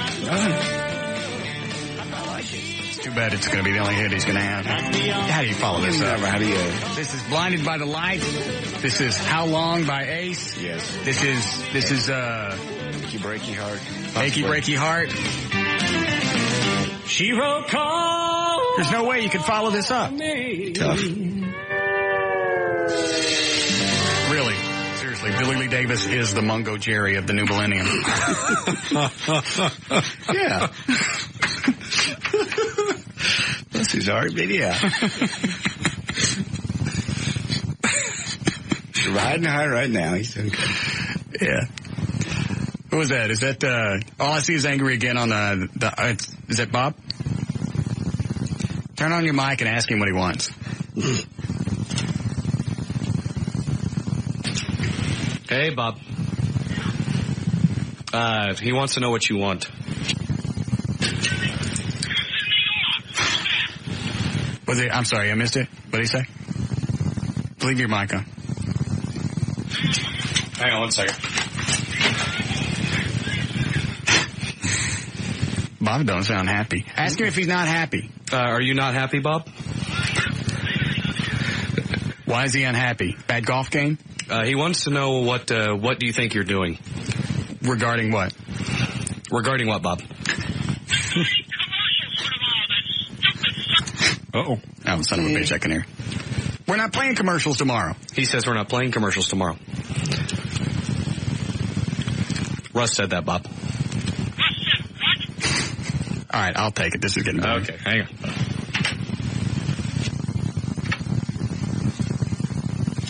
Hi, Bob. How's the game?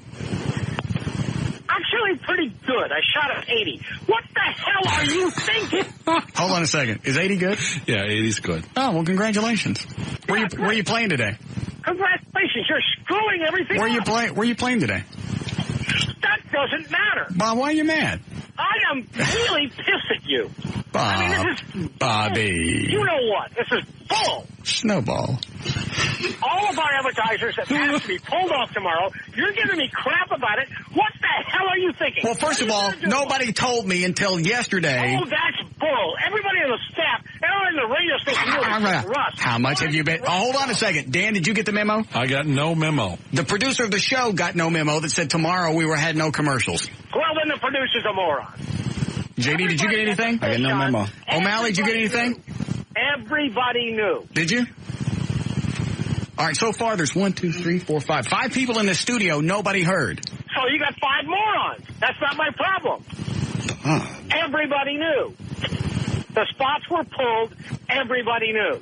Yeah, he's usually in a good mood after he's had a nice golf game. I'm in a bad mood because I don't know what the hell you think you're doing. what are you going to do tomorrow? We're going to take the breaks. What are you going to play? Nothing. We'll go into the break. We'll come out of the break. With dead air. That's just great. That's great. Great radio, Russ. Thank you. Since you've been on the golf course, you probably missed this. Can you hear me? Yes, I can hear you. All right. My name is Poppy. I am an old man with a pointy hat, no hair, and some yellow underwear. While in confession, I dress like Zsa Zsa. The priest, I told you you can't do pulpit. Hold on. Here comes the big break. I'm the Papa. Papa the Catholics. When I put I get goo in my butt crack. I'm the Papa the Catholics. Under whose fashion are always my passion. I'm the Papa. That's great. That's really creative. I hit the delay. Terrific.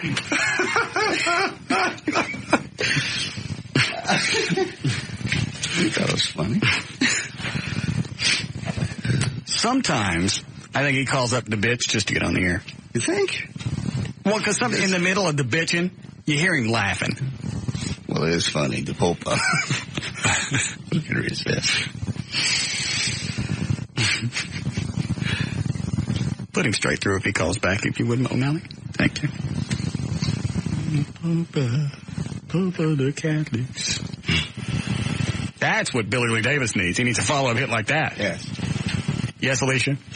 Hi, Russ. Yes. I just wanted to kind of stand up for Bruce a little bit. Okay. He started... Seriously, Bruce sucked, and that chick that came in to read yesterday, she sucked too. I like Bruce very much. He cannot act. No, he can't. I've been in 20 movies. Granted. But in those movies, no one else was acting either. Nobody acts. Everybody screws. Mm-hmm. They're porn flicks. Yeah, you think acting's easy. Watch acting when they try to do a dramatic section between two scenes in an X-rated movie. Whew. It's actually, you know what? I watched some of L.A. stuff. Yeah. She's not too bad. Really? Yeah. Most of them are bad. I have yet to see her in the movies. I don't know. I'll bring the DVDs up. I don't look at them anymore. Okay. What is that phone number, Dan? This is the phone number for Dave Williams' mom. Oh, from Drowning Pool? Mm-hmm. Oh, I'm going to find out what the hell happened yesterday, Sunday at the Ice House where she got kicked out. Who's on the hotline? Is that Bob again? Hi, Bob. What the hell? I got to dial out.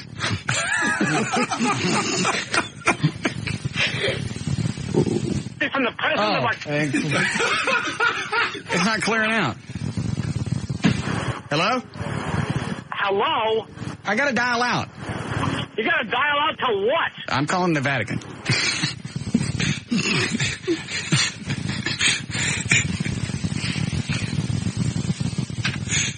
Hang up! It's not funny. Hang up.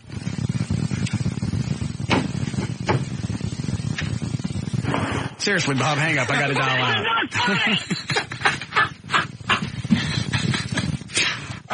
This is not a bit. I'm not putting him on hold. Look at the phone. You won't hang up on him. There.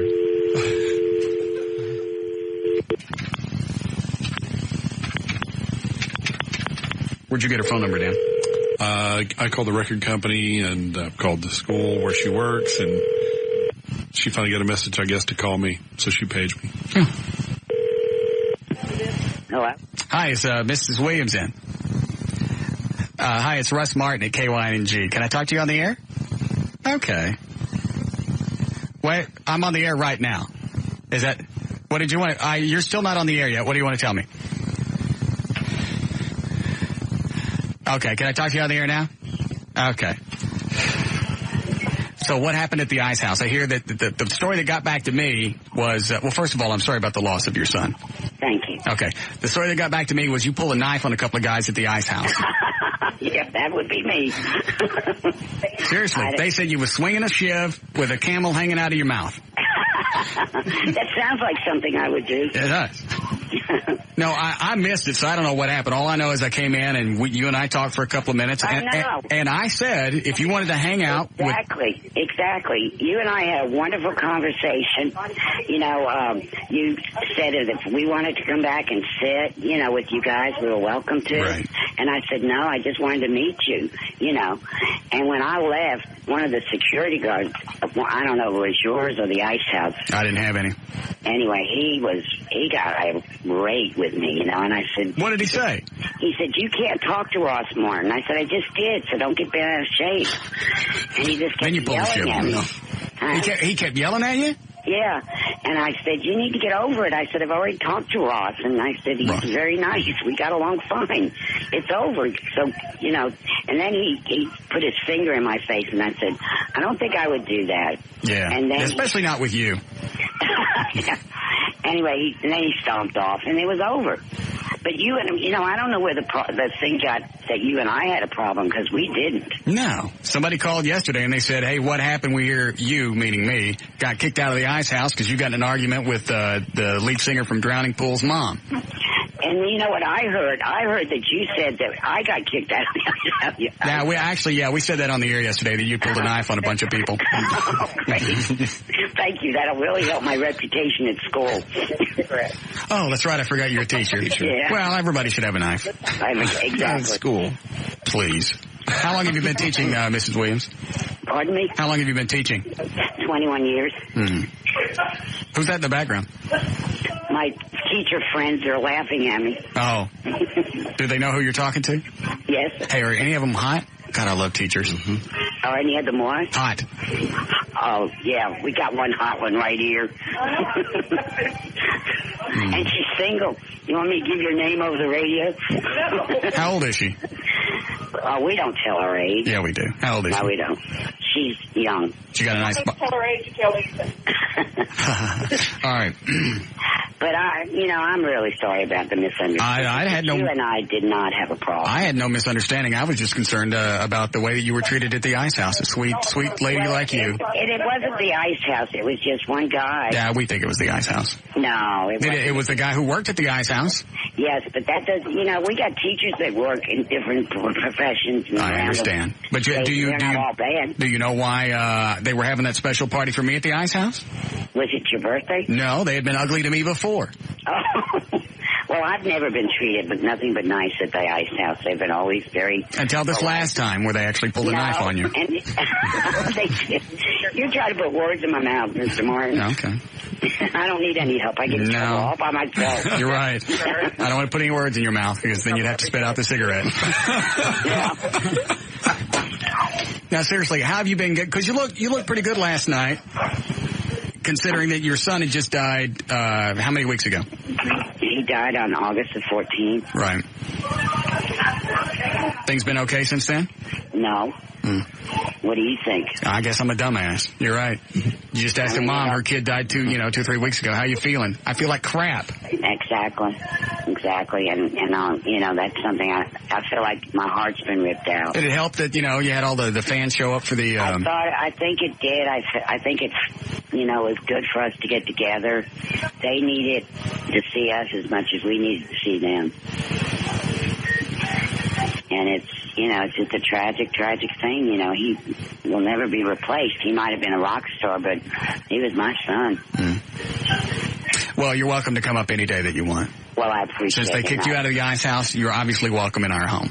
I appreciate that. Seriously, we'll have we'll have beverages, and we'll send you home with a free carton of Kent's. Well, thank you. Okay. Anyway, it was very sweet of you to call. I appreciate it. Thank you, Mr. Martin. All right. Thank you, Mrs. Bye-bye. Williams. All right. Mother of Dave Williams, lead singer from Drowning Pool. Yeah. Why do you scream at an old lady who just lost her son? I'm not being flip here, and I'm not trying to make light of it. How do you do that?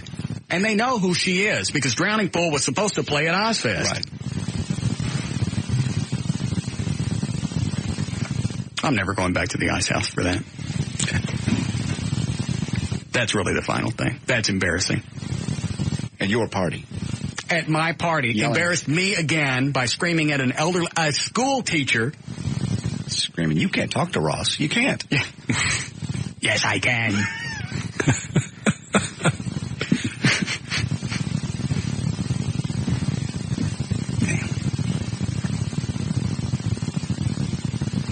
I bet 188,000. What? Cigarette she smoked. Okay. I was just doing the math. Didn't see that one coming.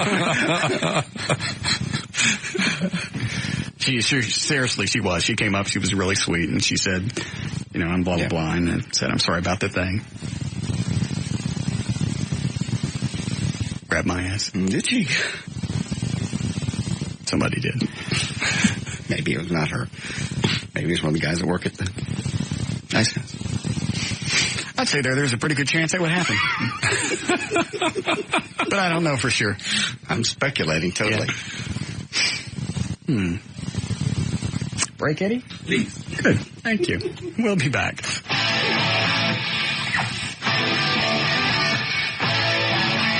More of the Russ Martin Show coming right up. And now, back to the Russ Martin Show with J.D. Ryan, producer Dan Lewis, associate producer Eddie Boyd, and Jonathan Dodge in the new 105.3 FM Talk White Lightning.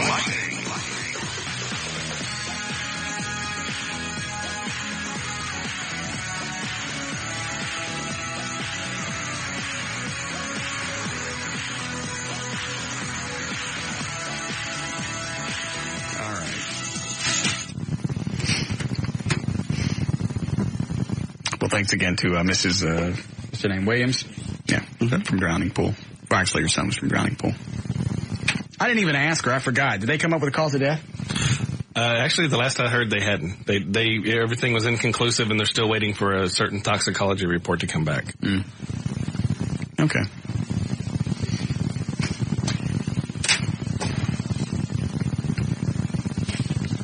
So how you doing? Your kid just died.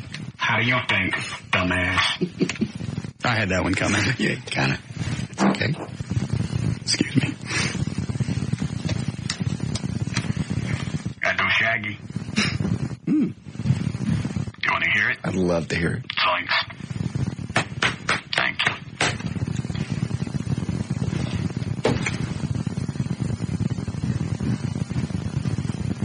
We should put her in Happy the Clown. You want me to ask her? Yeah. Well, yeah, we've got that perfect scene for that. The old lady that gets chunked out the window? Yeah. Yeah, she'd probably even jump out on her own. Really? We could get her to do the movie? I see her every morning. Do you seriously? Yeah. Oh, pay her with a couple of cartons of Kool-Aid? Quit. Tell me she don't smoke. She does, most likely. She's hot. All hot women smoke. Mm-hmm. I'd love to watch women smoke. Mm, yes.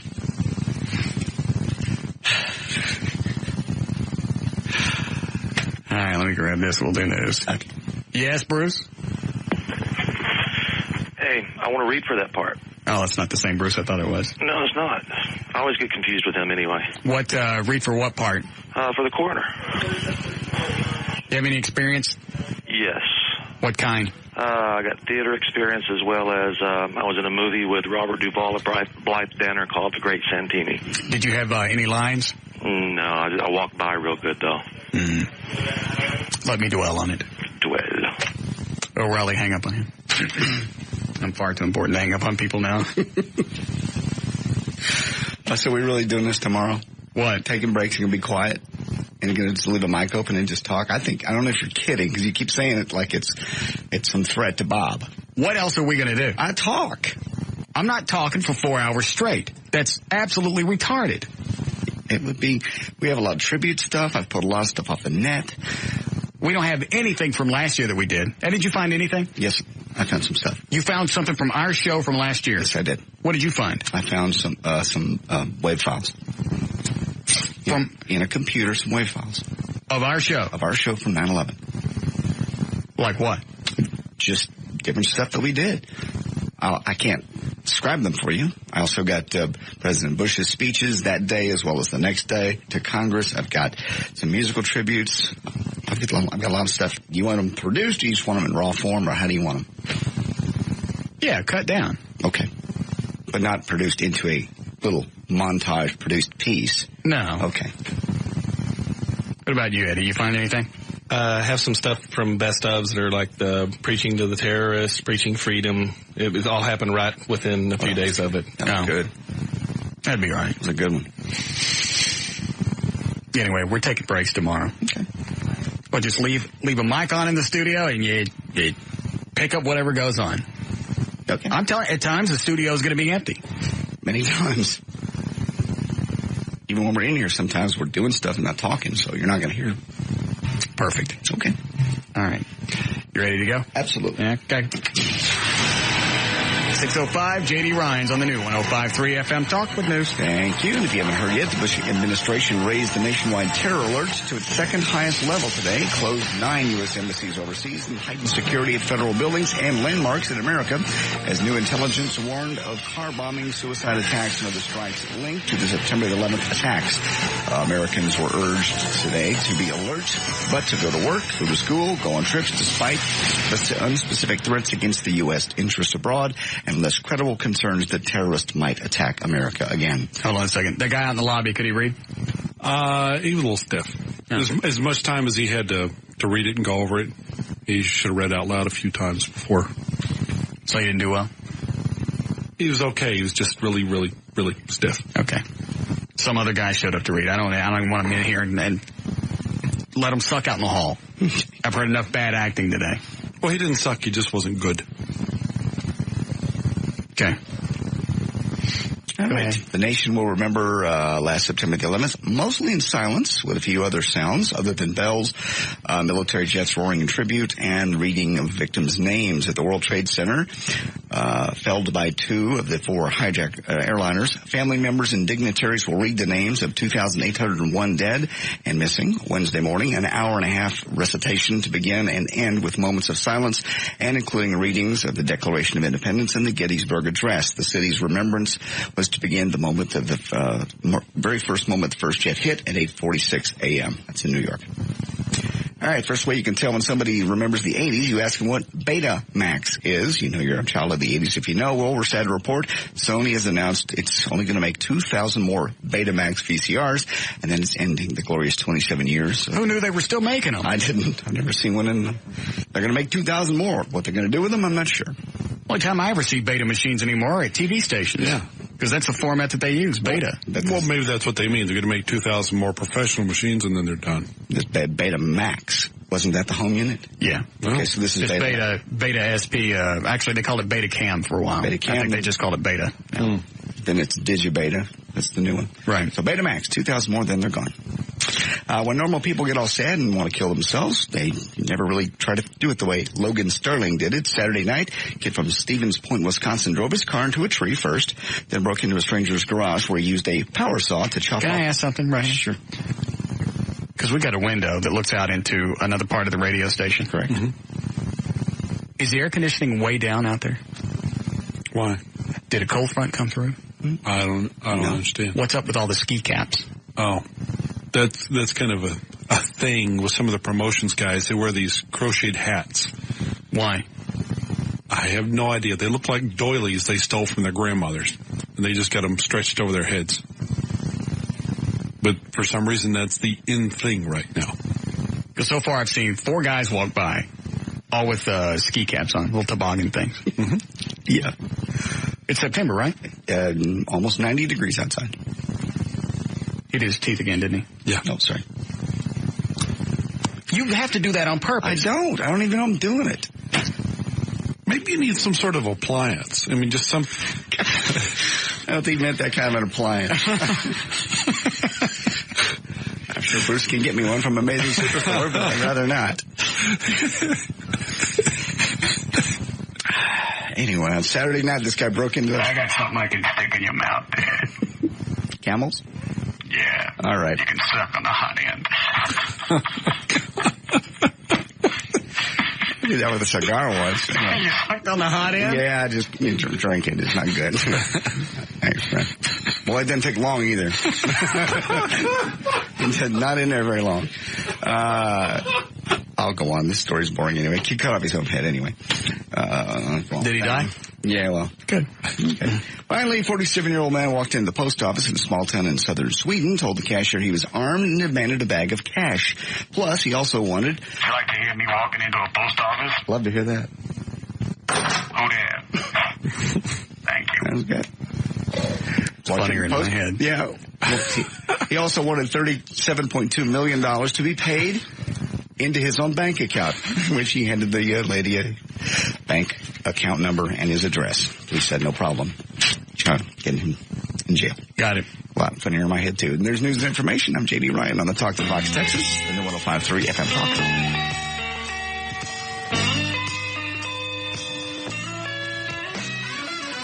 More of the Russ Martin Show coming right up.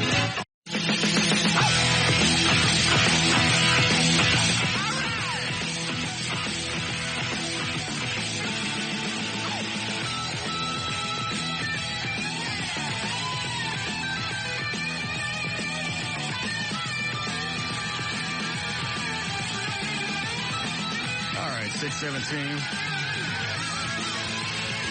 Do one more check on traffic. Jonathan Dodge at the controls of the new 105.3 FM Talks. White Lightning. Thank you, Russell. This report brought to you by Taco Cabana and by Jiffy Lube. If you want your car to run like a well-oiled machine, bring it to the place that works like one. Jiffy Lube, the well-oiled machine in Dallas, eastbound 635 OBJ.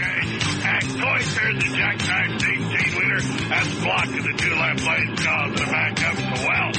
And forward southbound, I-35 and South Freeway and I-20, here's an accident. That would naturally causing a dash delay. Westbound Highway 183, just Central County Line Road, there's an accident blocking the left lane. That's causing a slowdown from Story Road. This report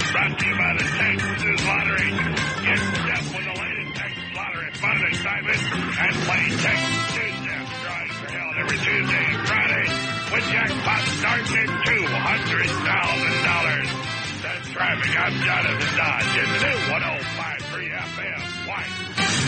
Thank you, Jonathan. A little cooler tonight, 69 for the overnight low, 89 tomorrow, 84 currently. No rain until maybe the weekend. The Talk that Rocks Texas, the new 105.3 FM Talk. Did you come in to scream some more? What are you going to do? You're not really pissed. What are you going to do? No, You can't. I really am. Seriously, you can't really be. Playing for weeks. You can't. You claim you never heard. That's bull. Everybody knew. We're not playing commercial. He's drunk. Is he? Yeah. What are you going to do? You're not really mad, are you? I don't care what you do. If you're not going to do anything, I'll put music in there. No. Whatever you want to do. I'm going to, Eddie, load up the brake. Here's what we're going to do tomorrow. I've heard this. Oh, did you? Yes. Oh, well, then I don't know. I'm not impressed. What's not to be impressed about? It sucks. What sucks? It's not content. It's not, I mean, what? This is an important day. I know. Can't you contribute anything other than this? We're going to contribute 3 hours and some odd minutes. What we would normally do. That's great. Well, you tell me how many minutes you want to fill, and I'll fill it with music. Whatever you'd like. No, whatever you would like. It's your show, and your ratings, and your bonus, and whatever you want. Okay. But I don't want to hear from corporate. I don't want to get memos from New York. I don't want to get phone calls from outside. What are you drinking? What is that?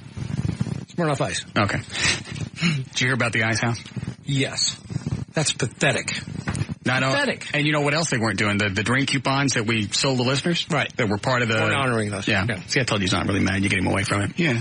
Right down. What do you... I don't want to hear about tomorrow. I don't back to that. want to get the phone calls tomorrow. There'll be no Pope or anything. Anyway, so people go up, and they're trying to use their own drink coupons. Right. And the ice house won't take them. Right. And What's wrong with these morons? And you know what? The John De La Rosa guy wasn't even around any place. What don't they get about this? I don't know.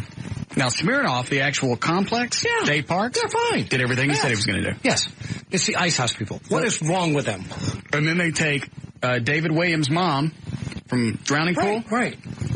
What are they thinking? This woman lost her son. Chased her out with a chainsaw. I heard a knife. That was the first time. Oh, okay.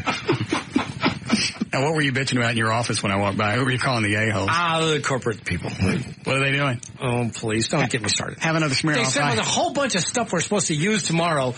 News reports, music, special events, everything. And they put it in a folder that you can't access. Here, use this. Oh, you can't get it. What a bunch of morons. How many Smirnoff Ices have you had? 7. You can tell.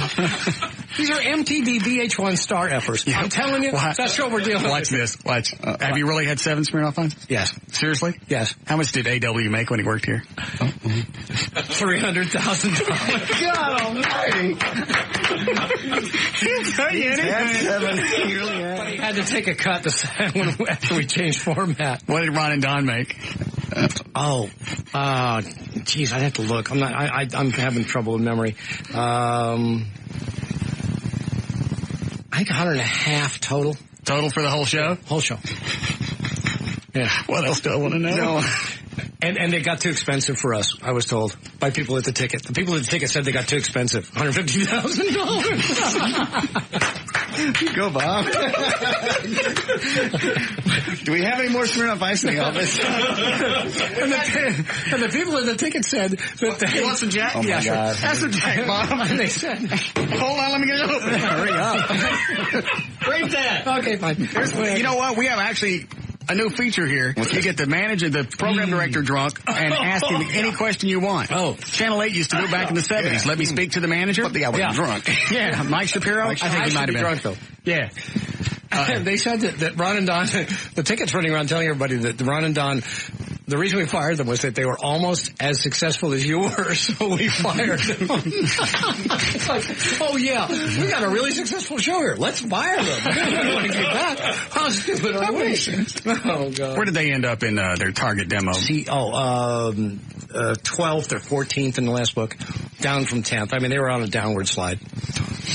And they're due to get fired in Seattle any moment. Are they really? Oh yeah. Is that like insider information or? No, but they have one year's worth of stuff and then they suck. Yeah, because Bob, when they were looking at, how about the drink, Bob? Thank you. We'll find out what Reed makes here in about 10 minutes. You know what? I know. You want me to turn the mics off for that? No, he doesn't care. Oh, Bob. No, it's okay. It's all right. Bob, Bob, we love you. Wake We up. love you, Bob. Big people time. Let me turn the mics off and tell me.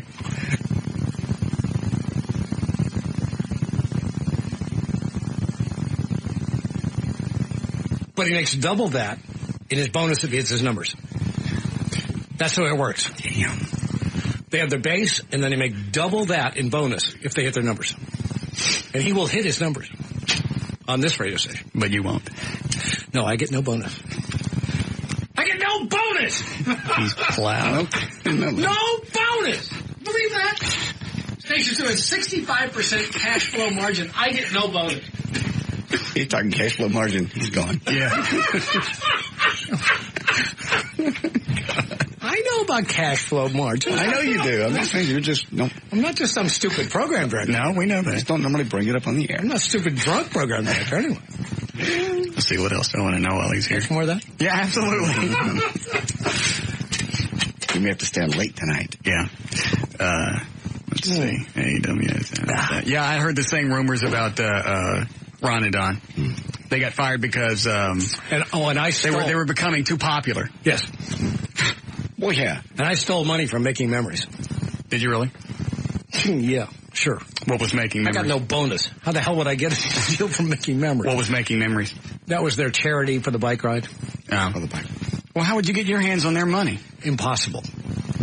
It was all put into an account, and there was no signator at our radio station for that account. So there was a rumor floating around that you stole some of their charity money? No, not rumor. People at the ticket are saying that I stole from them.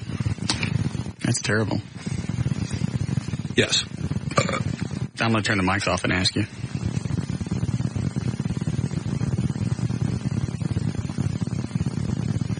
Yes. You don't have to ask me that with the mic That was like... That was great. Was that good? Yeah. That was, you won't get that till we play it back.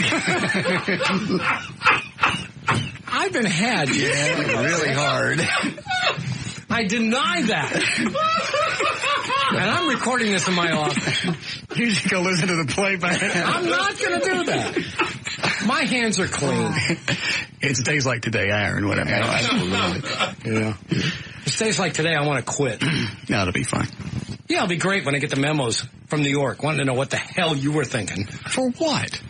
Tomorrow's going to be compelling radio. Really? Absolutely. I hope so.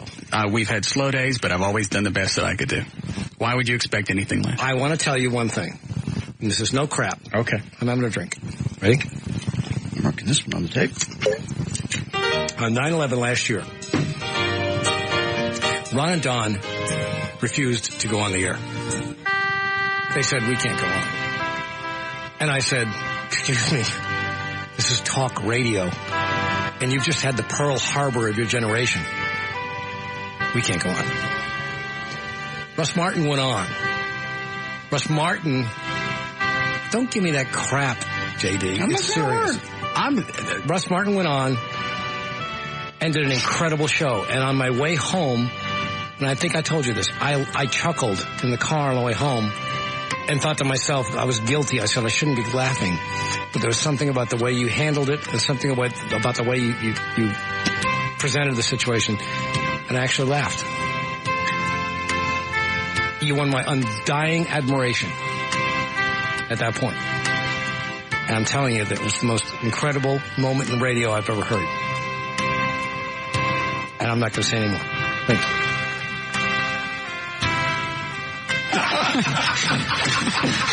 You had to mess a beautiful moment up, didn't you? Nobody heard it but him.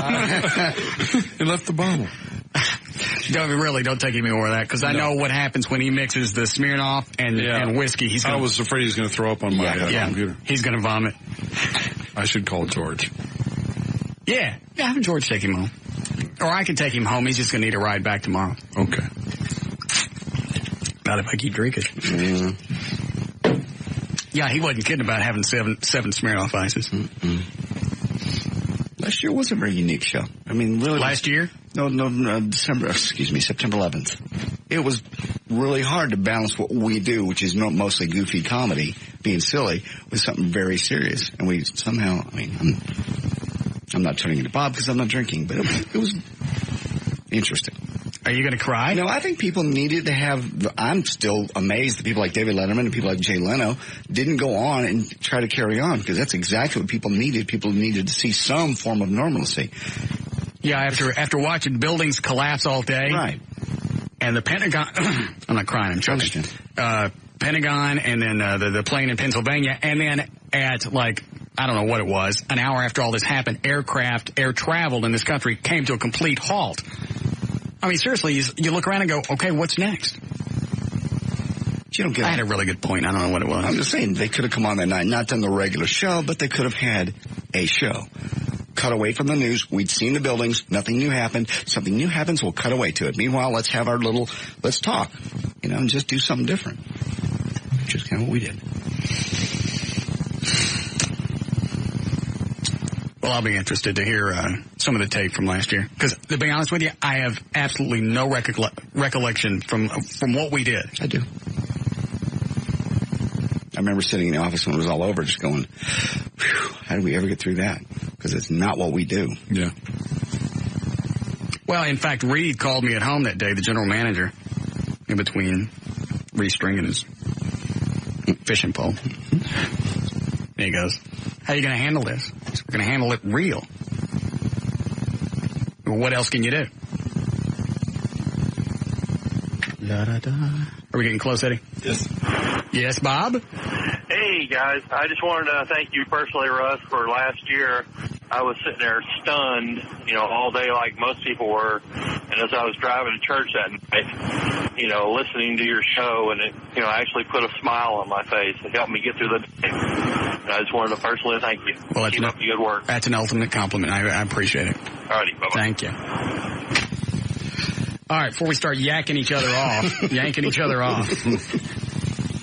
So we got things planned for tomorrow. Yes. We got some audio. Mm-hmm. You found some tapes from last year. Yep. We got clippets from 4 or 5 days following. Yes. We're still doing the dead air breaks. I love it. It's fine. Yes? Russ? Yes. Hey, did you know that they're going to mass produce your Mach 5? You know what? I tried to find that on the FHM website last night. I couldn't find it. Yeah, I just got my FHM yesterday, and they're going to mass produce it from Ward somebody. Ward Lieber, yeah. That's him, yeah. What? Who's on the cover of this one? Cuthbert. Some girl named Cuthbert. All right, so it's not the Anna Kournikova one that we've got. No, it's the new one for this next month. It's the November or October issue, I think. Okay, I have September. Yeah, Ward had told me last year they were going to start mass producing. I think he said they were going to go for about 100. Yeah, they said they were going to be pretty high. Does yours look just like that one? Actually, mine was owned. It should be. It should be pretty close. Mine was owned by the actual guy that did the voice of Speed Racer. Wow, that's a killer car. That's all right for people to know what it is. Okay, man. I just want to let you know that. Thank you. I'll pick it up later. I'll pick one up. Still, people look at it and go, "That's Batmobile." Mm-hmm. White. Batmobile was white. Big number 5. Mm-hmm. Batman's address on the door. Yes. Me, I'm on the hood. Yeah, what's that? The B fell off. I know. Yeah, could happen. Mistake and repainting. Yeah. All right, we'll be back.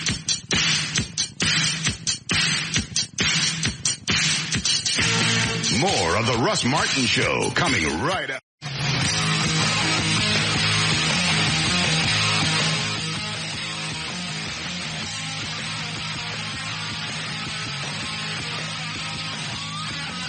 Dan, we got anything to give away today? Yes, we do. What do we got, Eddie? Armando? Yes. Do you have any more questions for Bob? He's drinking another one. Is he seriously? Yes. What's his extension? Oh, God. I don't know why I can't remember that. Just open the door and tell him to call in here on the hotline. Bob? Hold on.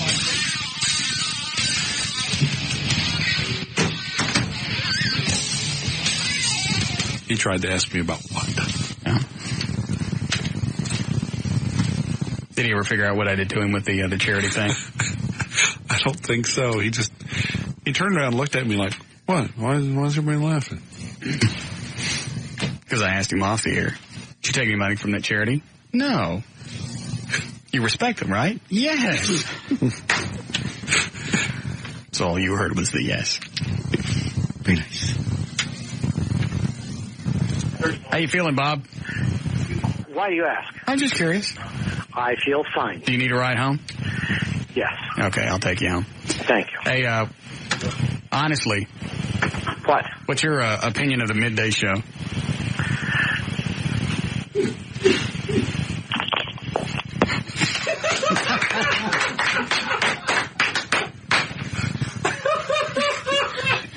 You were that close. I think I got my answer.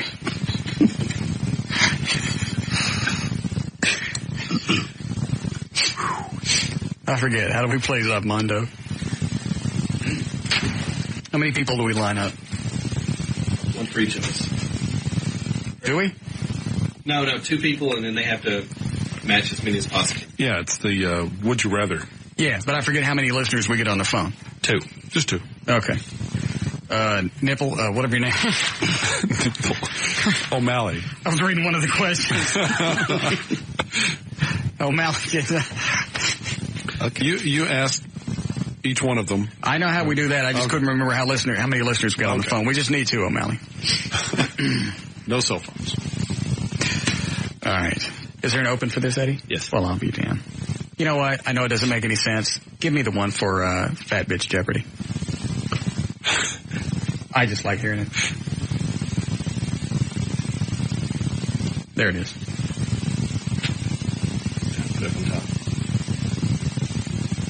Hey, all you fat bitches, come on down. You're the next contestant on The Bitch is Fat. And now, your host of The Bitch is Fat, Russ Martin. I was going through the computer last night in here, going through all the different stuff. Mm-hmm. Did we ever play this game, this other open that's in here, Eddie? I think we did at one point a long time ago. I don't remember this one. You guys?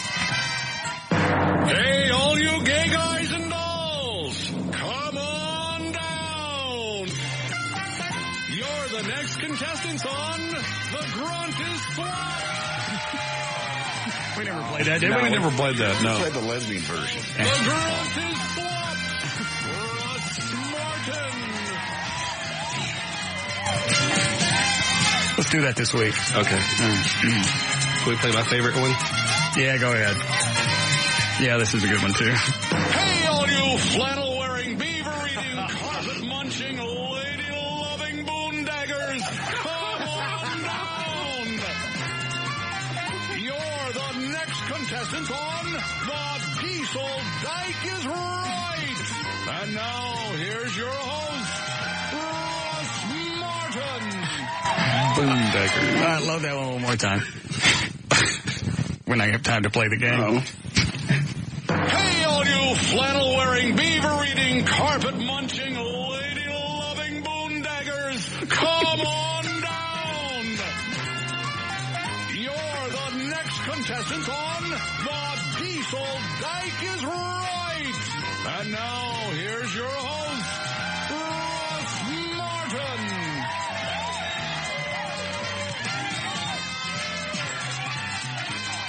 Just for anybody that missed it earlier when Bob McNeil was in here talking about salaries. That's the first time that's happened in Dallas radio. Dallas-Fort Worth. Nobody, and I mean nobody has ever done that. Nobody has ever fessed up to what people made in radio on the air. Never. I grew up here. Never. What you heard was an absolute first. I mean never. Could have started with a couple of better bearded clams either. Yeah. Oh, Ron and Don are getting too popular. We better get rid of them. Yeah, hear how retarded that is? Yeah. They're getting popular. You don't get rid of popular shows. Another rumor floating around that we hear the ticket is saying is that I make up the ratings. I lie about them. Make them up? Yeah. Considering the fact that they're published and that Brumley from the Dallas Morning News gets on and verifies everything you talk about. Right. Yeah. Yeah. Hit them up. And it seems like if I'd been making them up all these years, somebody would have nailed you by now. I'd have gotten busted. Yeah. Things have got to be horrendous over there. If that's the best you can do to combat getting your ass kicked. Why not just go, you know what? We're getting our asses kicked by a bunch of boondaggers. Because they still got to go to the street and sell it. Yeah, they got to explain it to clients. Yeah. Well, are you number one? No, we're not number one, but you don't want that. Look how much more cost efficient it is to have 3 listeners. Yeah. Cheaper toy. Figure it out. All right. What are we playing for today, Dan, on whatever the game is? Zabmondo. We're playing for a pair of tickets to see Loverboy Survivor and Eddie Money at the Bronco Bowl, September 22nd, a $40 gift certificate, and free admission to the lodge, and something I want, the entire second season of The Sopranos on DVD. Really? Yeah. Why don't you throw in a couple of tickets to the White Trash Party? Okay, I'll do that. I believe that's going to be October 18th. Yes. And we're going back out to Jay Gilligan's in Arlington. Oh, perfect. I love Jay Gilligan. Yeah. Well, and plus we've done the White Trash Party there before. They know what to expect and they know how to handle it because they turned it into a block party. And that's when we had almost 4,000 people show up for it. So that'll be big. Thank you. All right, let me get our contestants on the phone. Debbie, welcome to the show. What do you do for a living? I'm a CNA. What is that? Like what's his name was talking about, the nurse at the hospital. What do you actually do? I do what he needed done. She wipes butts. Oh, you wipe butts? Sure thing. Why do you go to school with wipe butts? It's a good education, and then you can go further in life. Okay. You just don't think of it that way. What else do you do? Because obviously you just don't wipe bottoms. No, you help feed them and you give them their meals and... Now, you're not actually the one that feeds Brumley, right? No. You're not a Baylor? No. You're just a CNA? Yes. What does that stand for? Certified Nurse Assistant. Okay. Thought the A may have stood for ass. Oh, thanks. Something. Cleaning ass. All right. And Ronnie, welcome to the show. What do you do? Nada. Ronnie. Buddy. Dan. $300,000. Ronnie. Is that what Bob said? Ronnie. Yes. Dan. I ain't played in a... Buddy, it has been at least 2 months. A week. There you go, Debbie. Even Debbie knows that you call all the time, you prize whore. Buddy, I want to see the lover boy. I got my wife flashing the lights and playing the air guitar every day when you do it. All right. Are you still shocked about the AW salary? That's amazing. God, I went to the wrong community college. Yeah. Hey there, Martha there. Yeah. Bum. All right, you can stay. Okay, here's the way we're going to play this. I'm going to throw out... Dan, explain how we play this. You forgot, didn't you? Yeah. You're going to ask each one of them a would-you-rather type question. Right. You then ask us what our answer would be, A or B. And then you ask them what their answer would be, and then we can... You guys get that on the phone? Yeah. Because it's really a horrible description. Yeah, it was. You'll get it once we start. Here we go. Debbie, you're on deck. Okay. Which one shall I start with?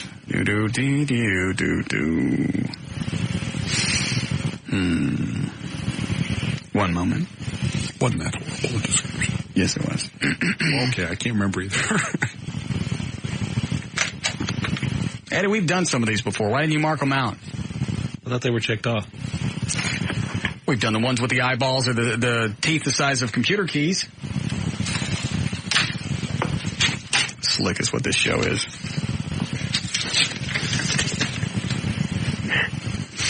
Funny how it's number one. Yeah, and there's no reason for it. Nothing Tick can deal with this crap. Yeah. Debbie, shut up. Here we go. Would you rather get stapled to the penis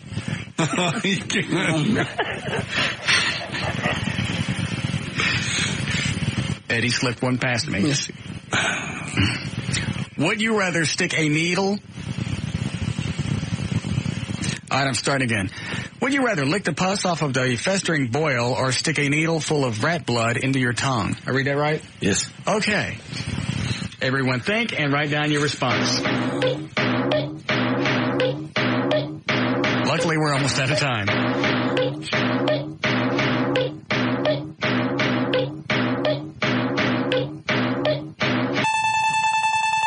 Pens down. Here we go.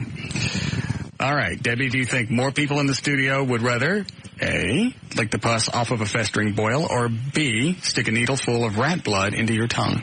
Rat blood into your tongue. All right. Dan, we'll start with you. A or B? Well, I'm assuming the festering boil is my own. Okay. And I've got no problem with that, so I would rather do the festering boil than the A. No match. Eddie, A or B? B, boil. One for her. JD? I was assuming that the boil or the festering thing was not my own, so I'm going to go with the rat blood. I forget it. She gets points for that. I hate this game. I hate all of it. Okay. That was 3, right? Everybody? That was all of us. Okay. Ronnie, this one's yours. Ready? Ready. Okay. I think they got the boil. Debbie. Yes. Shut up. Thank you. Would you rather have a stoma, which is an airway you breathe through your neck, or a conspicuous glass eye? Everyone there, write down your response.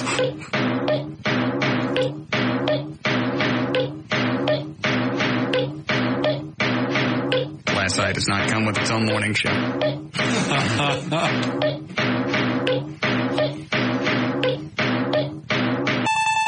Pens down. All right, Ronnie, what do you think more people would want in the studio? Have a stoma, airway that you breathe through in your neck, or conspicuous glass eye? I'm going with the Craddock thing. I'd rather have a gooch eye. All right. JD? I'm absolutely going to go with the eye. Okay, there's one. Eddie? Eye. Daniel? Definitely the eye. All right. 3-2. Now I can do one of two things. I can stop here and let Ronnie win, or I can push my luck and let this thing crap even more. It's entirely up to you. How we doing on spots? I feel like I'm playing my own version of Zubmondo. Continue with this crap or get out now. Eddie, do we have to break between? We really need to. Okay. Before we go. Well, then I would say Ronnie's won. Tell Ronnie what he's won, Daniel. Congratulations, Ronnie. You win a pair of tickets to see Loverboy, Survivor, and Eddie Money at the Bronco Bowl, September 22nd. A $40 gift certificate and free admission to the lodge. You can buy your tickets for Loverboy, Eddie Money, and Survivor. Call Star Tickets at 888-597-STAR. Also, you win the entire second season of The Sopranos on DVD and 2 tickets to the White Trash Bash 2002, October 18th at Jay Gilligan's. And with AT&T Digital Cable, you always have lots and lots of viewing choices. Plus, the interactive programming guide gives you a fast, easy way to just what you want to watch. More of the Russ Martin Show coming right up.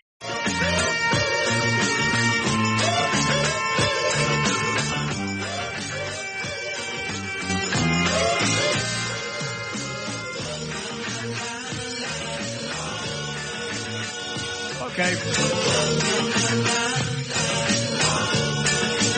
We got anything else we need to cover before we go? Well, we never got around to seeing Rob's cyst, but I think he's already gone. No, that's too bad. Yeah, it sounds like a lovely one, the way he was describing it in the hall. They drained it so it would harden up, and they'll cut it out next week with like a melon ball scooper.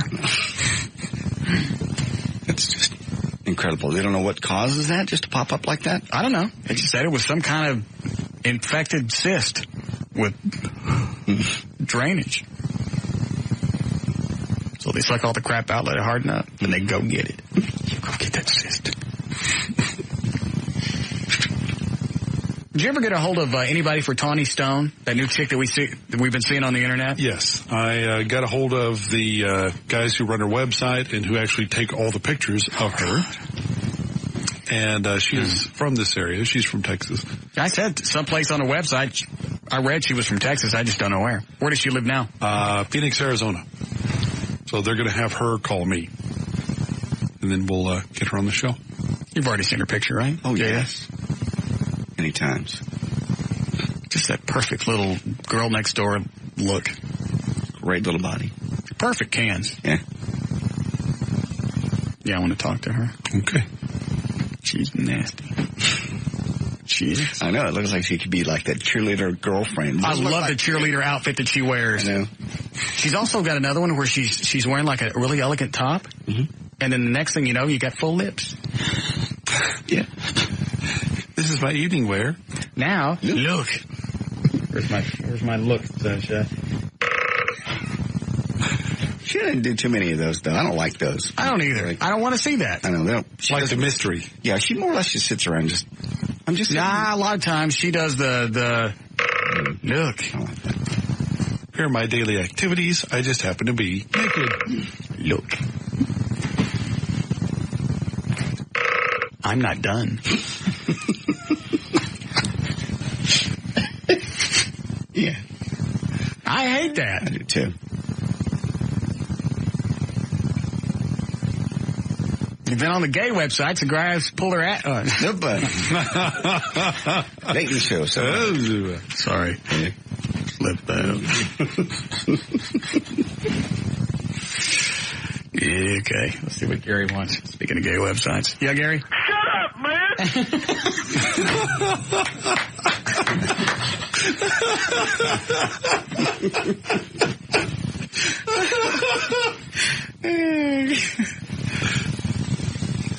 All right, I should really stop there. Probably. Yeah. Mm-hmm. But I can't. No. You're Come on, help me a little bit. What's the matter, Gary? Gary. You're on. Gary. You're on. Gary. You were on. Gary. You were on hold for a second. I didn't hear what you said. I must know one thing. I thought that you would help me out. I did. You didn't help me out. You brushed me off. When? And I don't appreciate you brushing me off because that's the next big thing. When did I brush you off? All right, Dan, give me his home phone number.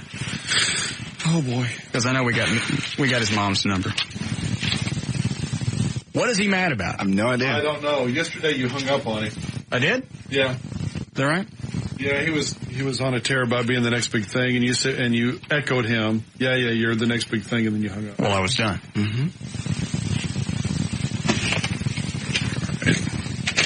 Just one moment. We'll call Gary. That top number. Couldn't have just let it go. Yeah. You just got to take one more lap, don't you, Dale?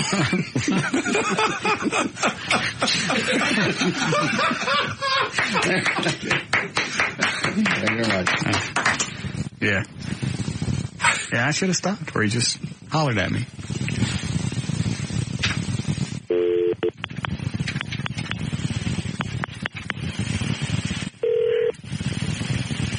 Hello! What are you mad about? I'm mad because you brushed me off. I didn't. First of all, Gary, if I brushed you off, I apologize. Well, let me tell you something. Gary, I apologize. I said I was sorry. Gary, Gary, why is it you can't just accept my apology? I didn't do anything. Gary, listen to me. Please. Calling me up. Making fun of me. You better tell him, and I'm going to tell you something. I don't know what you said about me yesterday. What did I say? I didn't say anything. I was sitting at ringside. I put on a show. Those tickets were bogus. Wait a minute. You said yesterday, Gary, slow down. You said the tickets yesterday were good. The tickets were bogus. You trying to pull a Did he say they were? Yeah. He said yesterday, Gary. He said the tickets that we gave him were no good. But they turned out to be ringside seats. Right? He should be happy. Who called you names? I never called you names. Gary. I thought Gary. Give me his number back. I've already hit the wall once. What the hell?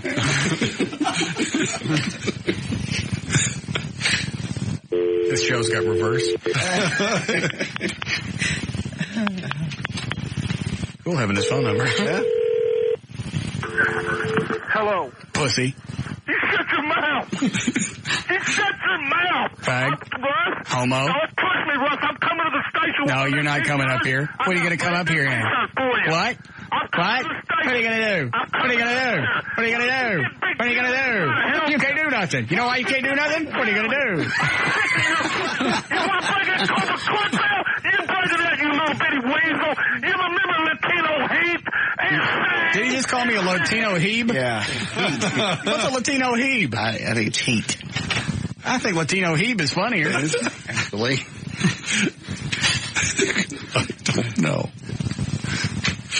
That's my new wrestling name, the Latino heeb.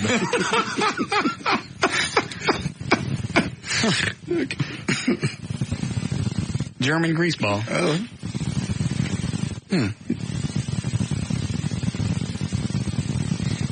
This is what it's going to sound like tomorrow. Mostly. All right, you ready, Dan? I'm ready. Okay. To learn more about the Russ Martin Show, to email anyone on the show, to get in the studio audience, to make a donation to the Listener Foundation, or to get on the show's weekly email list, simply go to russmartin.com. For more information on Russ Martin's all-inclusive birthday bash, October 3rd through 6th in Jamaica, go to valleyranchvacations.com. To email us during the show and only during the show, send your messages to studio@russmartin.com. Visit our news director's links and photo gallery at johndavidryan.com. To find Eddie's fascinating and provocative website, go to eddieBoyd.com. My website is now up and online. You can find that at danlewis.net. For information about the rest of the station, go to 1053fmtalk.com. How about the Jewish gook?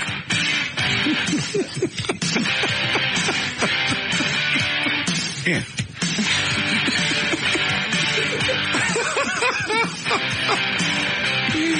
I'll decide, let you know. Okay. I'm going to use one of those. All right. See you guys tomorrow. Bye.